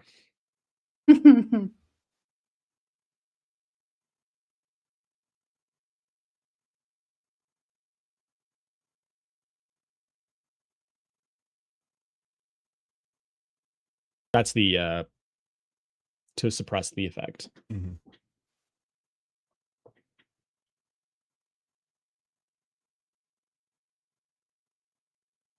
Everything that you have said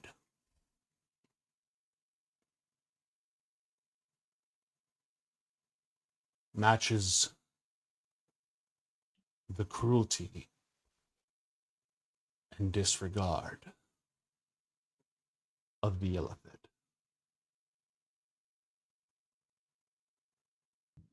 All of it, each deed, each action, I can see them performing in the height of their power and any chance they get if it aided them at all.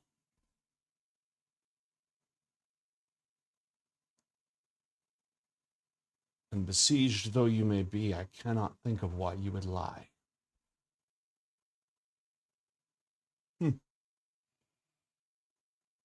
Human.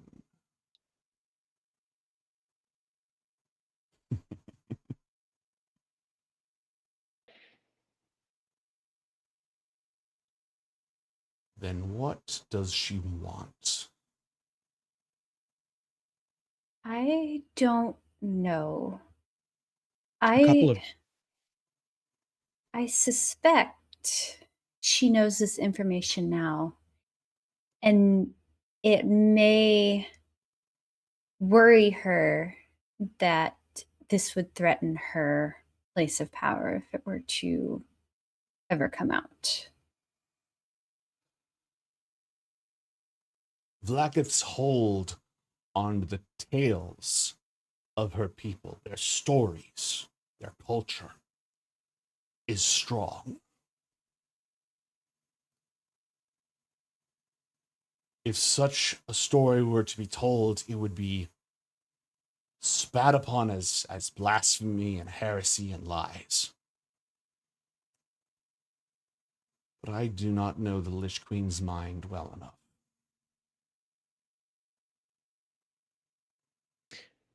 There may be of the Shas al-Kul does. Go ahead and say your thing you were about to say, Lafon. The other thing is that she trusts her control over them so thoroughly that there may be a power that she wishes to gain from there because of its roots, or your people's roots there. I think that if she were trying to hide a secret, she would not use her own people, those to whom the secret would do the most harm. She would find some other awful weapon or minion, summoned fiends or dragons alone to destroy it. You are right. There is something she's seeking, something that is worth sending hundreds of thousands of her people to a place that would tell the lie of her entire story. She wants it, she needs it, or fears it so badly.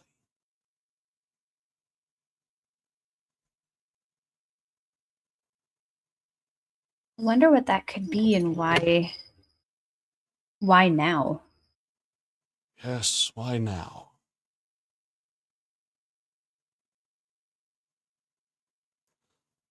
I told you this only to reveal that, perhaps more than ever, Blacketh is vulnerable. She has sent away the majority of her armies, and though Tunaroth and the Palace of Whispers are anything but unguarded, during this incursion may be the only time one could strike without calling down the might of the entire Githyanki army. But what you've told me, what I've learned now, I cannot see how far ahead it changes things. The head of my order is a Githyanki warlord, Zitcher. He dwells in Tunaroth itself. He needs to know about this.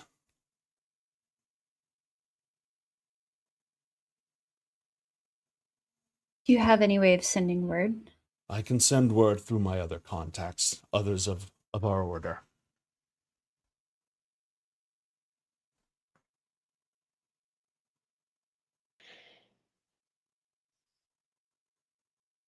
I think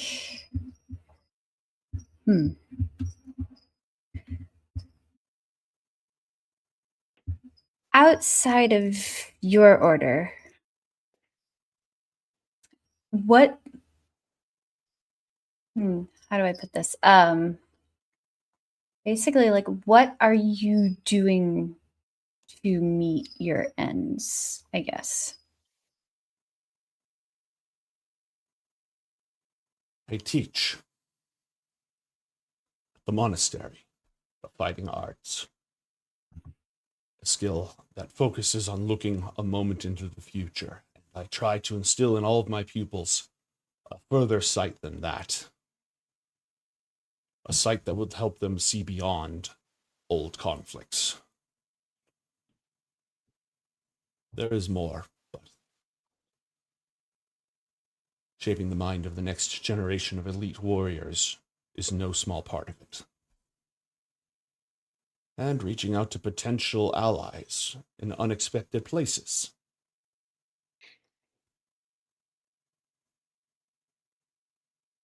So, sounds like you might have the network to be able to accomplish this. And I would like to also get some advice from the ghost, because I think it would be valuable to start with some underground character assassination.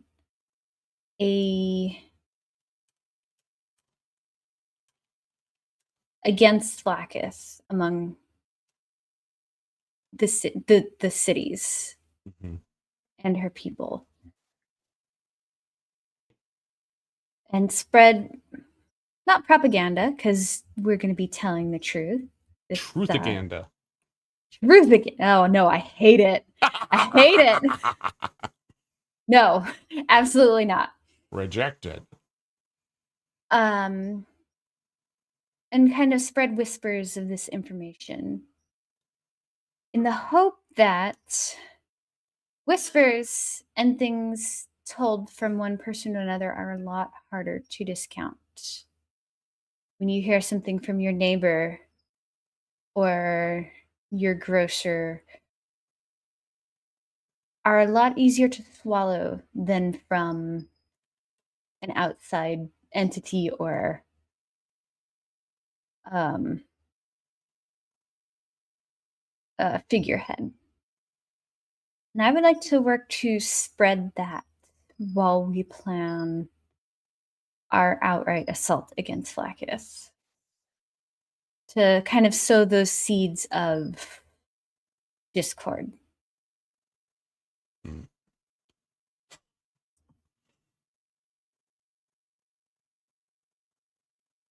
The Queen's discord is our harmony. On this matter, you should meet with Zetcher.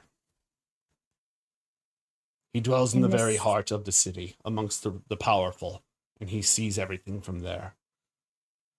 Once you've consulted with your ghost, send for me, and I can make the arrangements. Awesome. And as I have said, I will commit an elite Rakma to your first strike. Do I know what that means? Rakma is a Illithid hunting party. Oh, It is a rite of passage for Gith Zerai that they are not adults until they participate. Right. In Yeah. killing in Illithid. But he's not going to be sending you one where somebody has to like become a grown up. He is sending you some of his best monks. Seasoned. Mm-hmm. Not a bunch of poor teenagers. Squid hunters.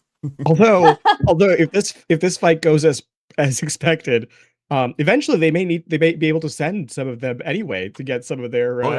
We'll leave you on the outskirts of the fight. Just make this open. Like once you crack this open, just turn this planet into open seasons. You know, like we're doing mass graduation. Everyone gets it. And for the Gith Yankee, we're doing a cull, so all normal hunting license limits have been revoked.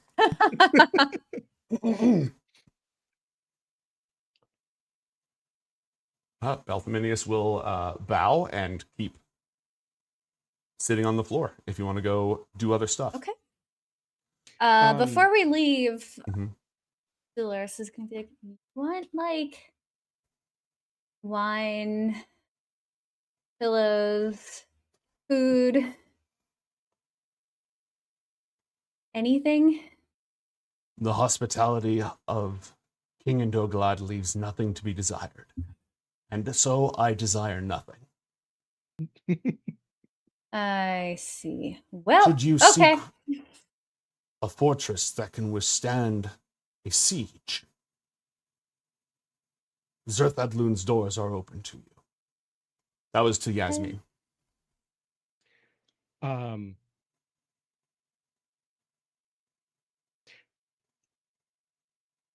think I'll just nod to him. I don't think there's much else that I would need to do. But I will acknowledge his statement. And sometimes when someone offers you something and you're like, oh yeah, okay. And then sometimes someone offers you something and you're like, yes, I understand. And you knowing that that if the occasion arises, you will take advantage of it. This is very much the latter.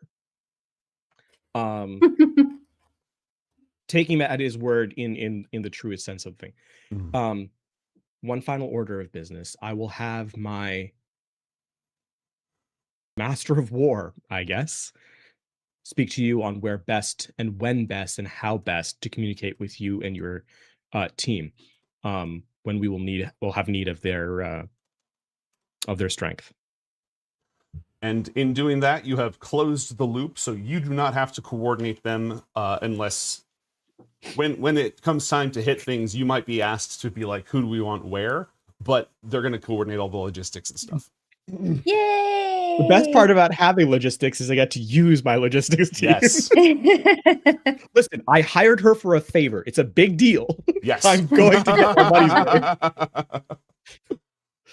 Let's be real. In real life too, but especially in D&D, a favor is worth infinitely more than any amount of gold yeah. ever could. Oh yeah. A favor's a lot. And she's gonna make sure that she's worth her favor's worth. And then anytime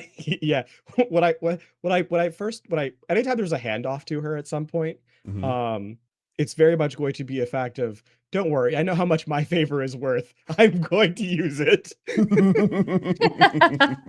Yeah, she's super cheery about the whole thing.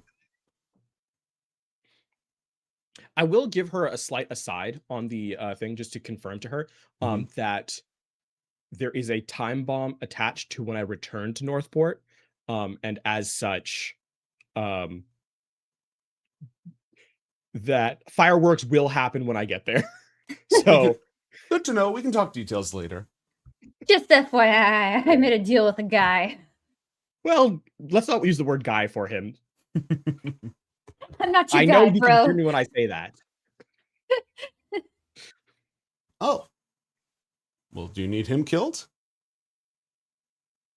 The guy? Yeah. Throw another favor in and I'll consider it. I won't I would never do that to you. That would be a big favor. Gaston would kill me. Devil, I'm pretty sure he would killing? get to the front of the line. Devil killing would be a big favor that you would have to owe. And it has to be in hell. Like you can only truly kill a devil in hell. All right. Do you want to, I would almost vote, unless your scene with the White Ghost is going to be super short, that we go Indogolad next. Yeah, I think with the White Ghost, I just I'm want to be fine. like, hey, you know a lot about underground workings and like spreading this stuff. What do you think we should do? That you're well known for not being well known, if you know what I mean. Stop it. Yeah, I just basically would like want to meet with her in order to get like, how does one basically do like underground espionage? I mean, I guess Dolores would have some ideas. That's what she did in that place we lived so long ago in Ascus. Because that's what she did, but like on a larger scale. Well, you need to hit a saturation point. It's like what Gaston tells me about the things he's working on. Fission, nuclear fission. Where you have to have the reaction happening in enough density for it to just take off. But setting it in the first place requires you pick your entry points really close. These Yankee, they sound kind of fascist. Probably like religious fascist, I guess. Now that it can be hard getting something to spread around in a place like that, depending on how thorough the information control is. I find what helps is making sure that the authorities know about it. Oh, so they try to stamp it down as quickly as possible. Yes, but for that to work, you need somebody who's trying to make their career. Because a smart secret police or whatnot is going to focus on making sure it's keeping things quiet. But a dumb one is going to focus on making people shut up. Okay. I like this. So you need to spread it around enough degree in the right communities, people who will listen, and you need to make sure that it comes across the desk of some junior schmuck. And make sure that nobody higher up can mentor him or punish him for futzing the whole thing up. So, not a bad idea to off an inquisitor. Find his next higher up who knows what he's doing, whack him, make sure that he gets the job. He'll see that desk in that corner office waiting for him, that job opening that just popped up, and he'll want to make the most of it. You got to find the exact right mark for that. Excellent. Okay, so that would be something we would talk to. What was the name of? Zetcher. Okay, is that with a Z or an X? Give me a sec. I will.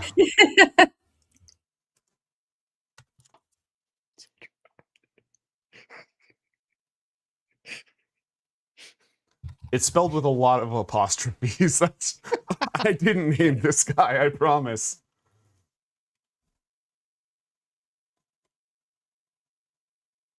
Where is this showing up?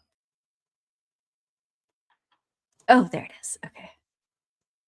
Oh my god. apostrophe R. Canon Forgotten Realm. Well, canon D&D character, by the way. So this is the kind of thing I would ask Zetcher about. Be like, all right, give me some Zetcher? intel. I hardly know her. Shut up. The other thing I was working with was stop trying to make Zetch happen. Also good. But then they didn't include the R's, so I was, Okay, I guess we're ready to meet with Endogolad. He will see you in his private chambers. Okay. And give me a moment. I need to pull up his info. While you're doing that, do we have any? Is there any way we could trace any of the army? You know that psionic proof species that was fighting the Illithid that they made the gift for? Mm-hmm. Is there any way we could find remnants of their powers to use? You would need to find them, and you didn't find any genetic material on Penumbra. Right. So we don't even know what they look like. Yeah. We have like vague descriptions of like the Illithid describing what they're fighting, but nothing. Correct. Beyond knowing they existed at some point, that's all we really do know. And they are made out of whatever their pupae develop in. So if the spores land on a metal ship, they will be made of metal. Right. I believe they're called the Voor. Voor. Yes. They are immune to psionic influence. So you can still shoot psionic fireballs at them, but they no-sell all forms of mind control, psychic damage, psychic attacks, etc.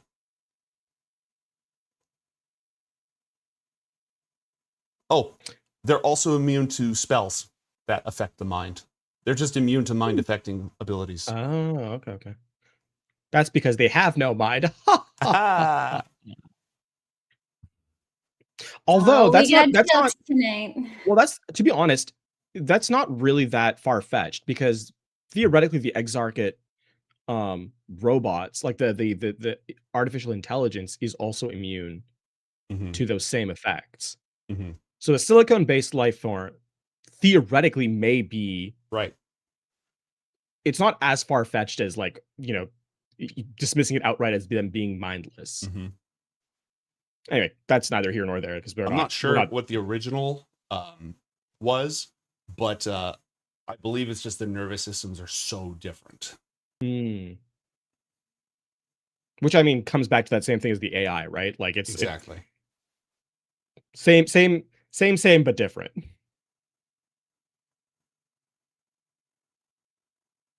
But yeah, we are in King and Dogalad's chambers, right? Yes. And let me just see.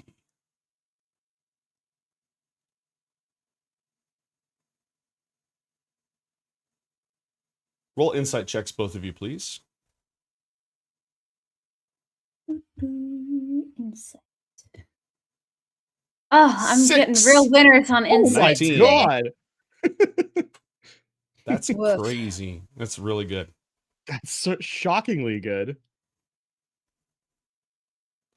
When you arrive, he is calm, gently smiling, radiant, perfect hair, fidgeting with his ring, Hmm. and his hand is shaking just a little bit. Thank you for joining me. I thought that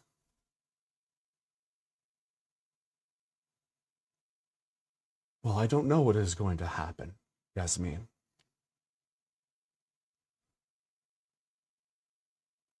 The effects of this curse on my bloodline are, well, complex and heavily interwoven with us, with the very house, our fortune and misfortune. And without it, we cannot say that this will strip it from me, but regardless, I'd rather not make the rest of my people watch if something happens.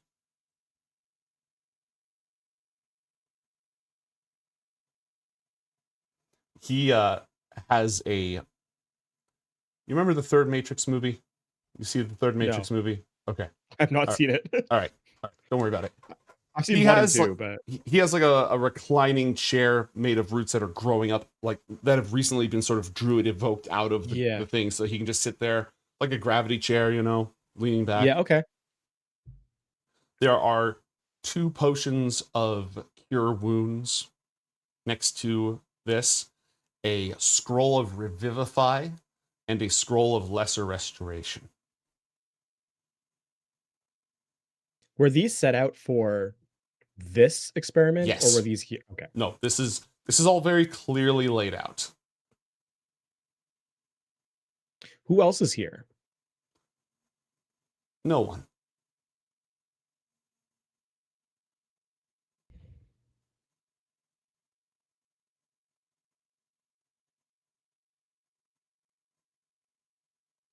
I'm many things, Your Majesty. A doctor is not one of them.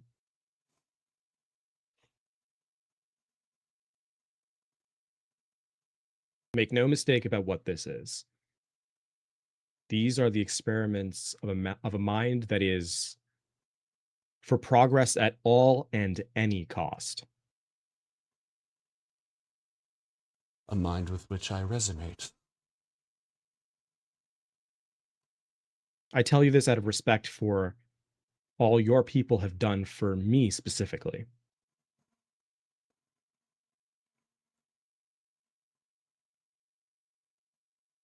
And I do this not for my sake, but my daughter's. I have already cast forward this malaise in her very blood. And if it is possible for it to be removed, purified, extracted, cured, then any risk would be worth it.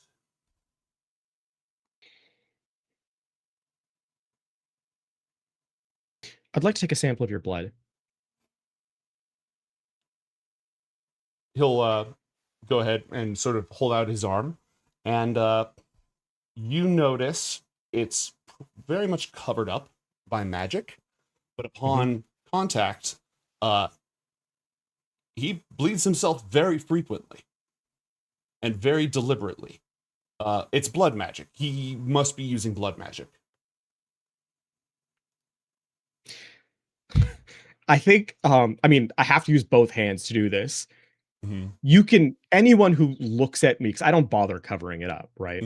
My hand is scarred, whether burns or cuts or, and they're not neat, they're not tidy, they are haphazard and violent in some cases. There are, I think this is something very easily recognizable. I work with blood magic, right? I think a lot of my comp. Yeah, That's why you recognize it immediately. yeah. So I will take and looking through a vial. Now I obviously don't have my full lab here. I cannot spin out the blood into its specific things. But this is and I don't need a very large sample. This is more to get an idea of like if there is something in this that is if I can make like a science check on this. Yeah. I don't expect the genetic purification to work fully because this is such a long running effect, whatever it may end up being. But is there a way to can I get the sense that this will actually have effect? You will need to do a magical analysis and a scientific analysis. And it's reasonable to say you brought some of your kit. You don't have like the ship's incredible lab. Yeah. Unless you bring this back to the ship. Yeah. But you have some kit. So yeah, like I don't have like a centrifuge, obviously, because that would, but yeah.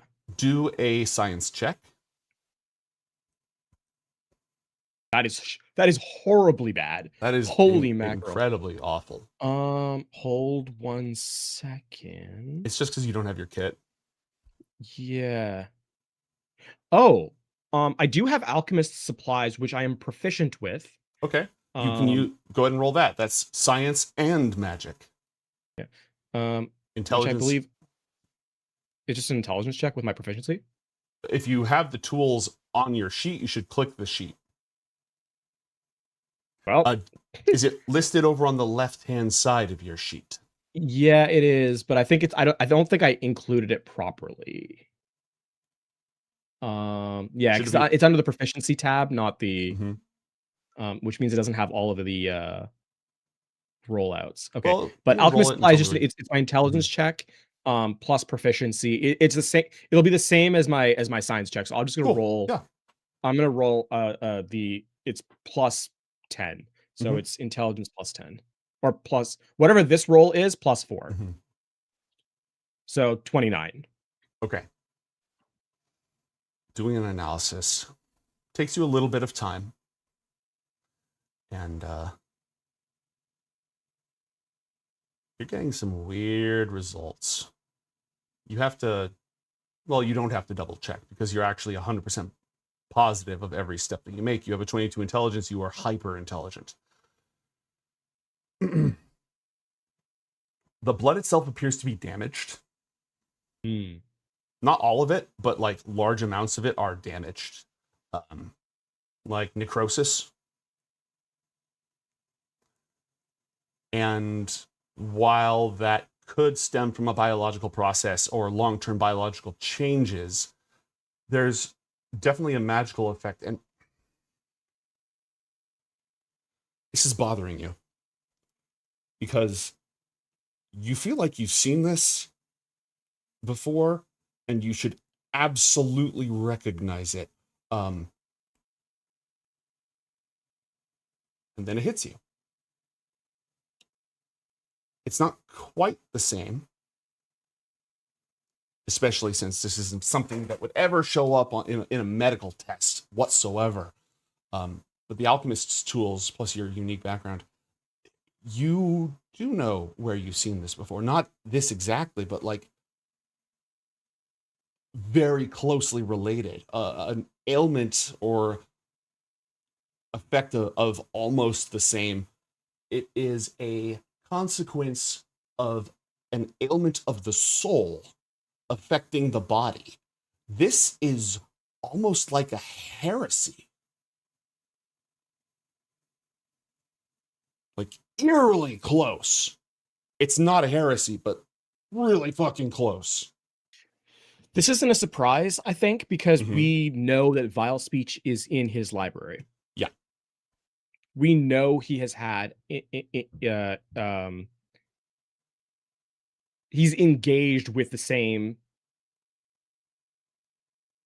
or similar magics and sciences that would lead to this. So I think this is probably because I did read because I had access to it from because he was also not surprised when I used vile speech. Right.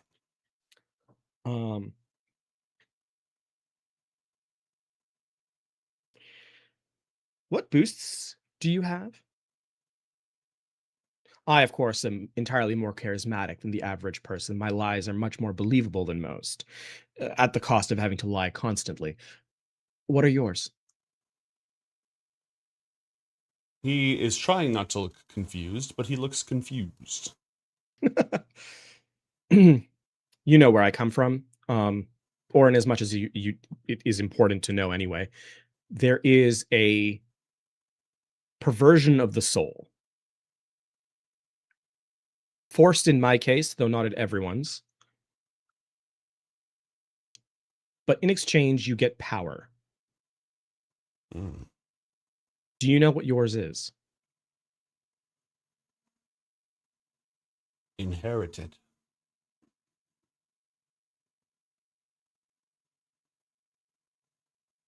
My father rose to glory and died young.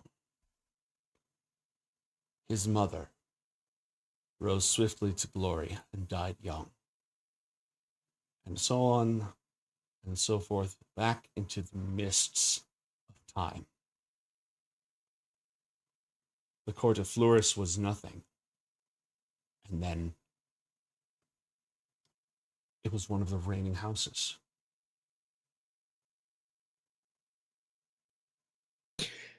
Because we've dealt with the devil, Mhm. literally, Mhm.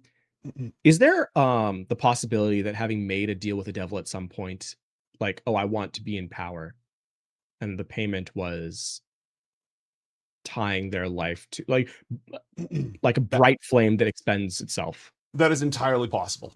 This could be a inherited effect of a deal with the devil. They wanted something for all of their descendants, you know. So this, I am convinced that this will not fix you, and it will not do so permanently. Mhm. But I think it might lessen the effect temporarily. Is that is that something I'm getting that feels correct? Yeah, it could be. It could treat the symptoms, and it could give like a week reprieve because it does work on curses and such. Mm-hmm. I think we should. I think there's enough given to just cast the spell out right now. Unless you have something specific that you want to, that prevents you from accepting it. I have already accepted it. Don't resist, and I'll cast it.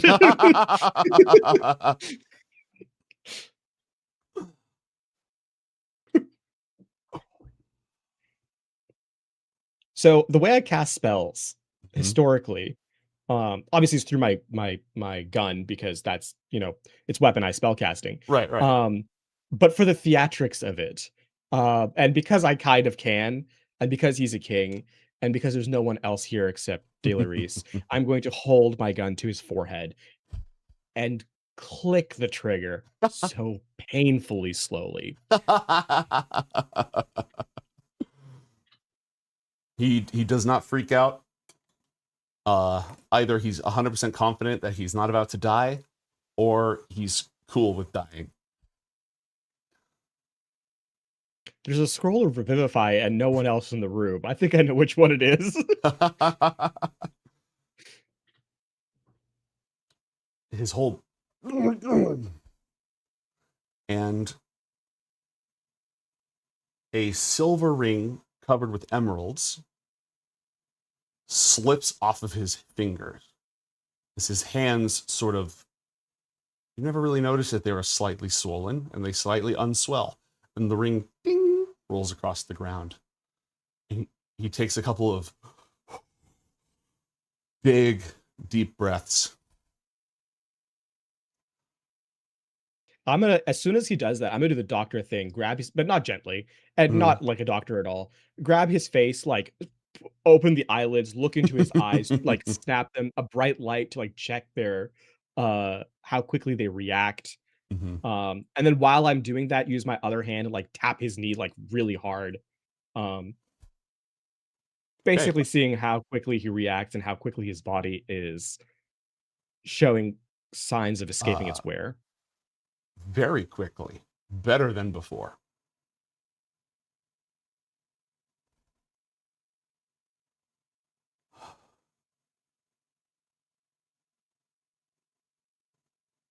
I haven't felt like this since I was a child. Let's take another sample and run the blood test again. Yes, certainly. He'll offer it right away. Yeah, and that's terrible. Do I make the second? Do I make it like the second check as well, or just the one? Because that's a 13. Mm-hmm. A 13 says you probably need to go back to the lab. Can I assist? I don't have a whole lot of intelligence. But... Are you proficient in science or alchemist's tools? No. Okay, you may grant a bardic boop. Oh yeah, I'll give you a bardic inspiration. It's what, a D10? Yep. Yes. Because everybody knows the thing that helps you do science better is somebody playing guitar right next to you. So it's it doesn't, and as evidenced by that, there's a 1 on the bardic inspiration for a 14 total.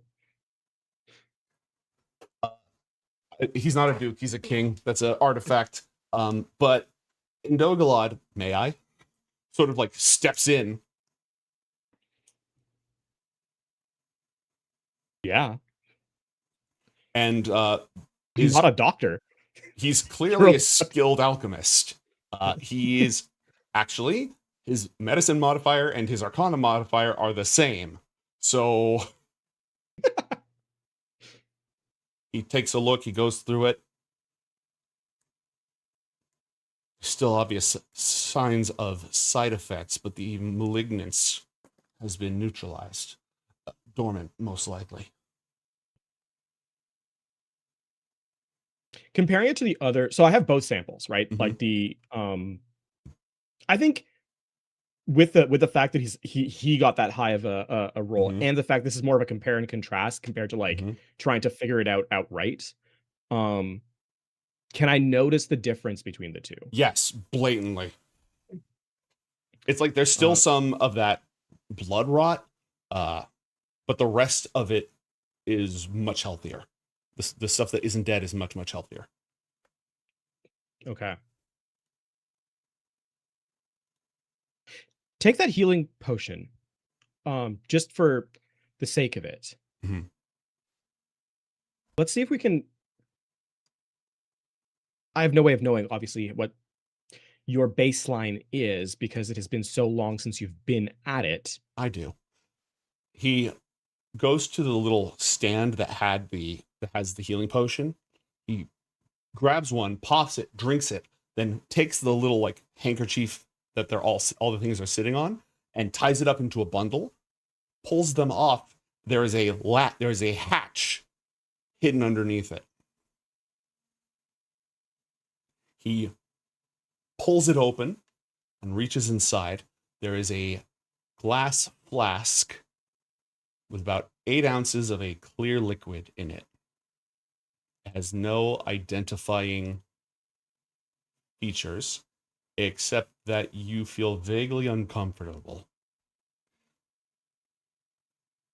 He takes the flask, uncorks, removes the lid, holds out his hand, and gently pours a few drops into the palm of his hand.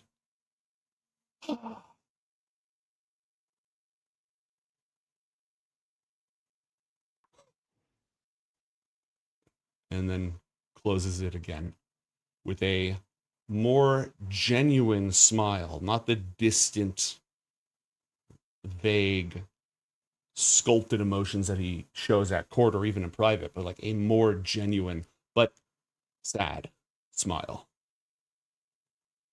As if he's already mourning when this will end. I can guarantee 4 days. Beyond that, no idea.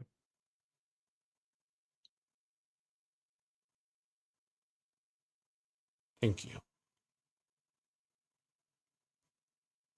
What school of magic is that from? Is that the Vial school? Genetic purification? Yeah. Okay. Actually, let me double check. because it is because the vial has technically it is no, actually it's not. It's 6th level transmutation. Okay.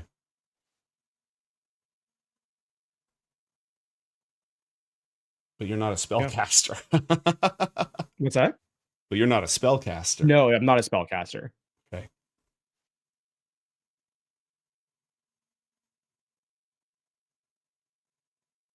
Mutation magic. That's what it is. Okay. Got it. Okay, so it is. So it's a spell of mutation, not a spell of vial. Got it. So it's still weird and out there. Yes. Yeah, because half of the Book of True Evil has like stuff that's like about warping mind, and some of them are about warping flesh, and genetic purification's warping flesh. Right. Or unwarping it. Well, yeah. You can actually see... funny thing about just a quick aside about Book of True Evil. Something that's really fucked up about genetic purification is you can use the flesh curdle or flesh warp spell to make something a half template, and then make the genetic purification to unmake them half, like make them one. But because they're half and you can choose, you can make them the other thing. So they don't necessarily have to go back to the one they started That's evil. That is the book of fucked up shit. You can tell Indogolod is just like thinking at a...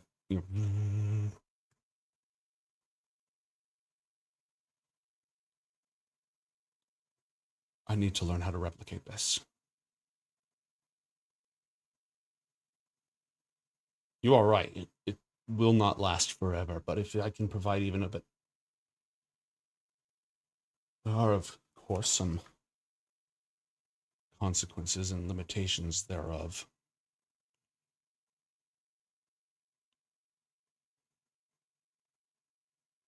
He raises his hands and makes an arcane gesture and casts Mage Hand to pick up the empty flask. And the spell barely forms around it. And it like shakes a lot and it keeps almost going out. And you can tell he really has to focus on Mage Hand, a cantrip.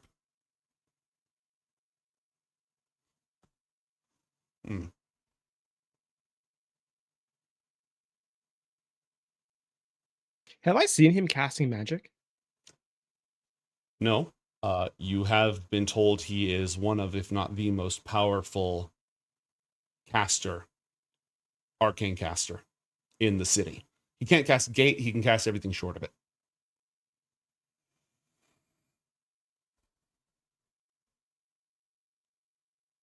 But does it look like when he's casting Mage Hand, which I know, I think, or did know at one point, does this look like he's testing his ability to do it again? Or is it sort of like or is it the ready practice of someone who's like expecting it to work without even thinking about it? Both of you roll Arcana checks, please.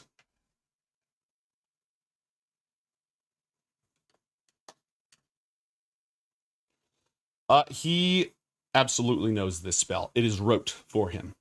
But he did it very slowly and carefully because he was expecting something weird to happen. It's like when somebody draws attention to your golf swing or something and suddenly it's no longer unconscious. But that's not what's causing it to fluctuate.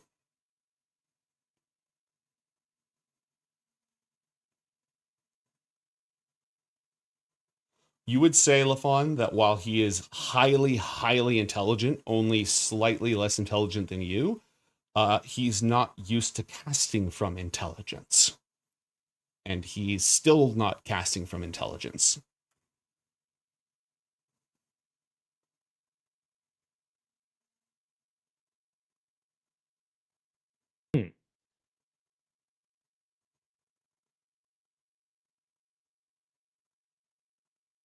I'm just gonna look at him and like... Forgive me.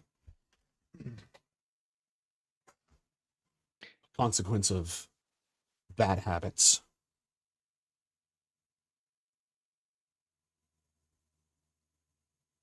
You're a plain speaker. That's right.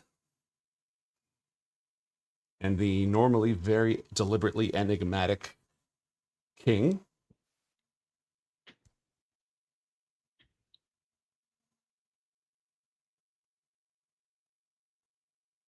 something about this feels wrong. I know what it is. When John first set foot in my courtroom, something happened that had not happened since my father died. He saw me, and I him. For a moment, we truly perceived and understood each other.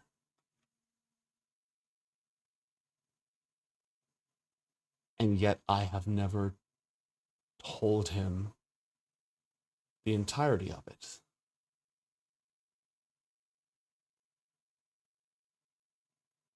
And I don't know if that was shame or fear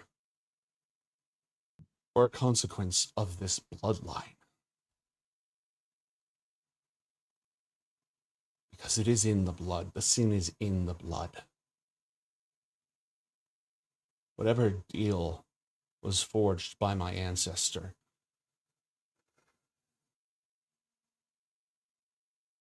it was sealed with blood and flesh. And whoever it was that offered it is now just as much an ancestor as all the elves. There are things now I can think clearly. I can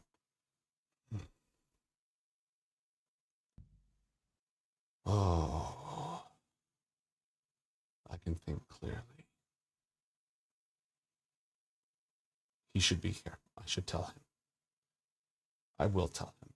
You have delivered me from this. There is the blood of fiends in the Fleuris family line. But it does not hail from Coriander. And the pact was not sealed on Coriander.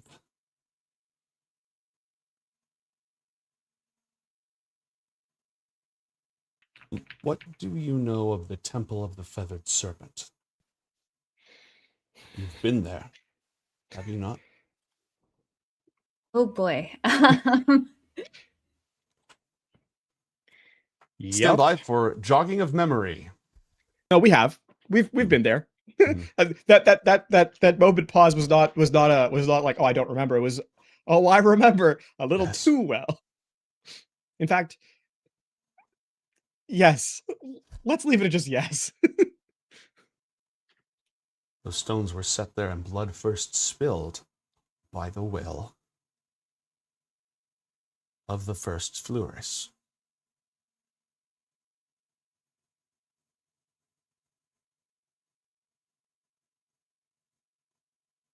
He joined a pact, and when the results of what he learned poisoned and transformed an entire civilization, he fled back home and brought the blood and the pact with him.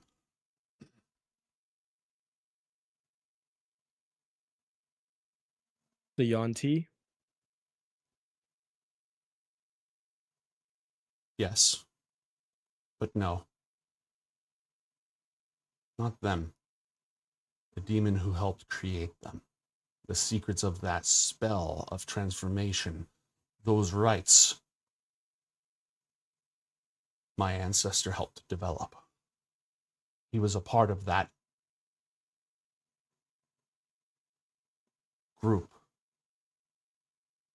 Those few who worked together and unleashed that evil. The Pact Malefic. Here we go again.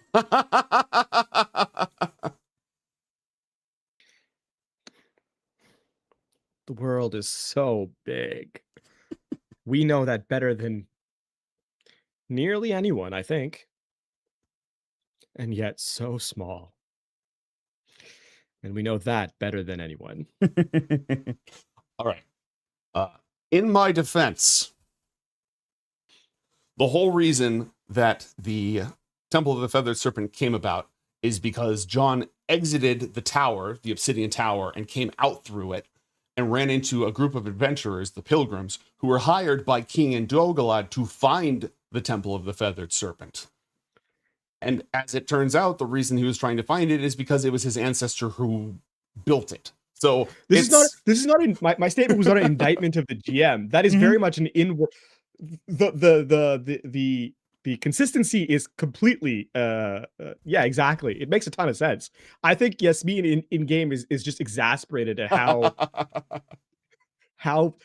big and how far she's traveled, and yet how petty and small the actual groups that she's met are.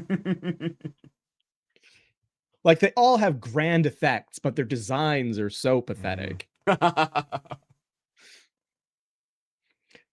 Truly, I think at this point, I will look at De Laurice and be like, the more I hear about the Pact Malefic, the more I'm glad we didn't join.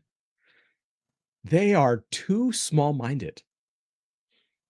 Yeah. I'm just thinking, like, the thing that keeps coming to mind is like that oh my god, who's the Harry Potter character that turns into a cat? I don't remember. Anyway, that thing where she's like, why is it any time anything bad happens, it's always you three? Like, yeah. You have eternity, and you chase for a doomsday cult? Like, how gauche. Well, the Pact Malefic, they're not the ones trying to end the universe. They're the League of Villains who share resources and stuff. They just keep on doing experiments that go badly. Yeah. One day we'll get in. King No, Indogalad- actually, I don't think we'll get in. I think we're going to take them down. Oh, one them, day. Blackith. Who else is on the list?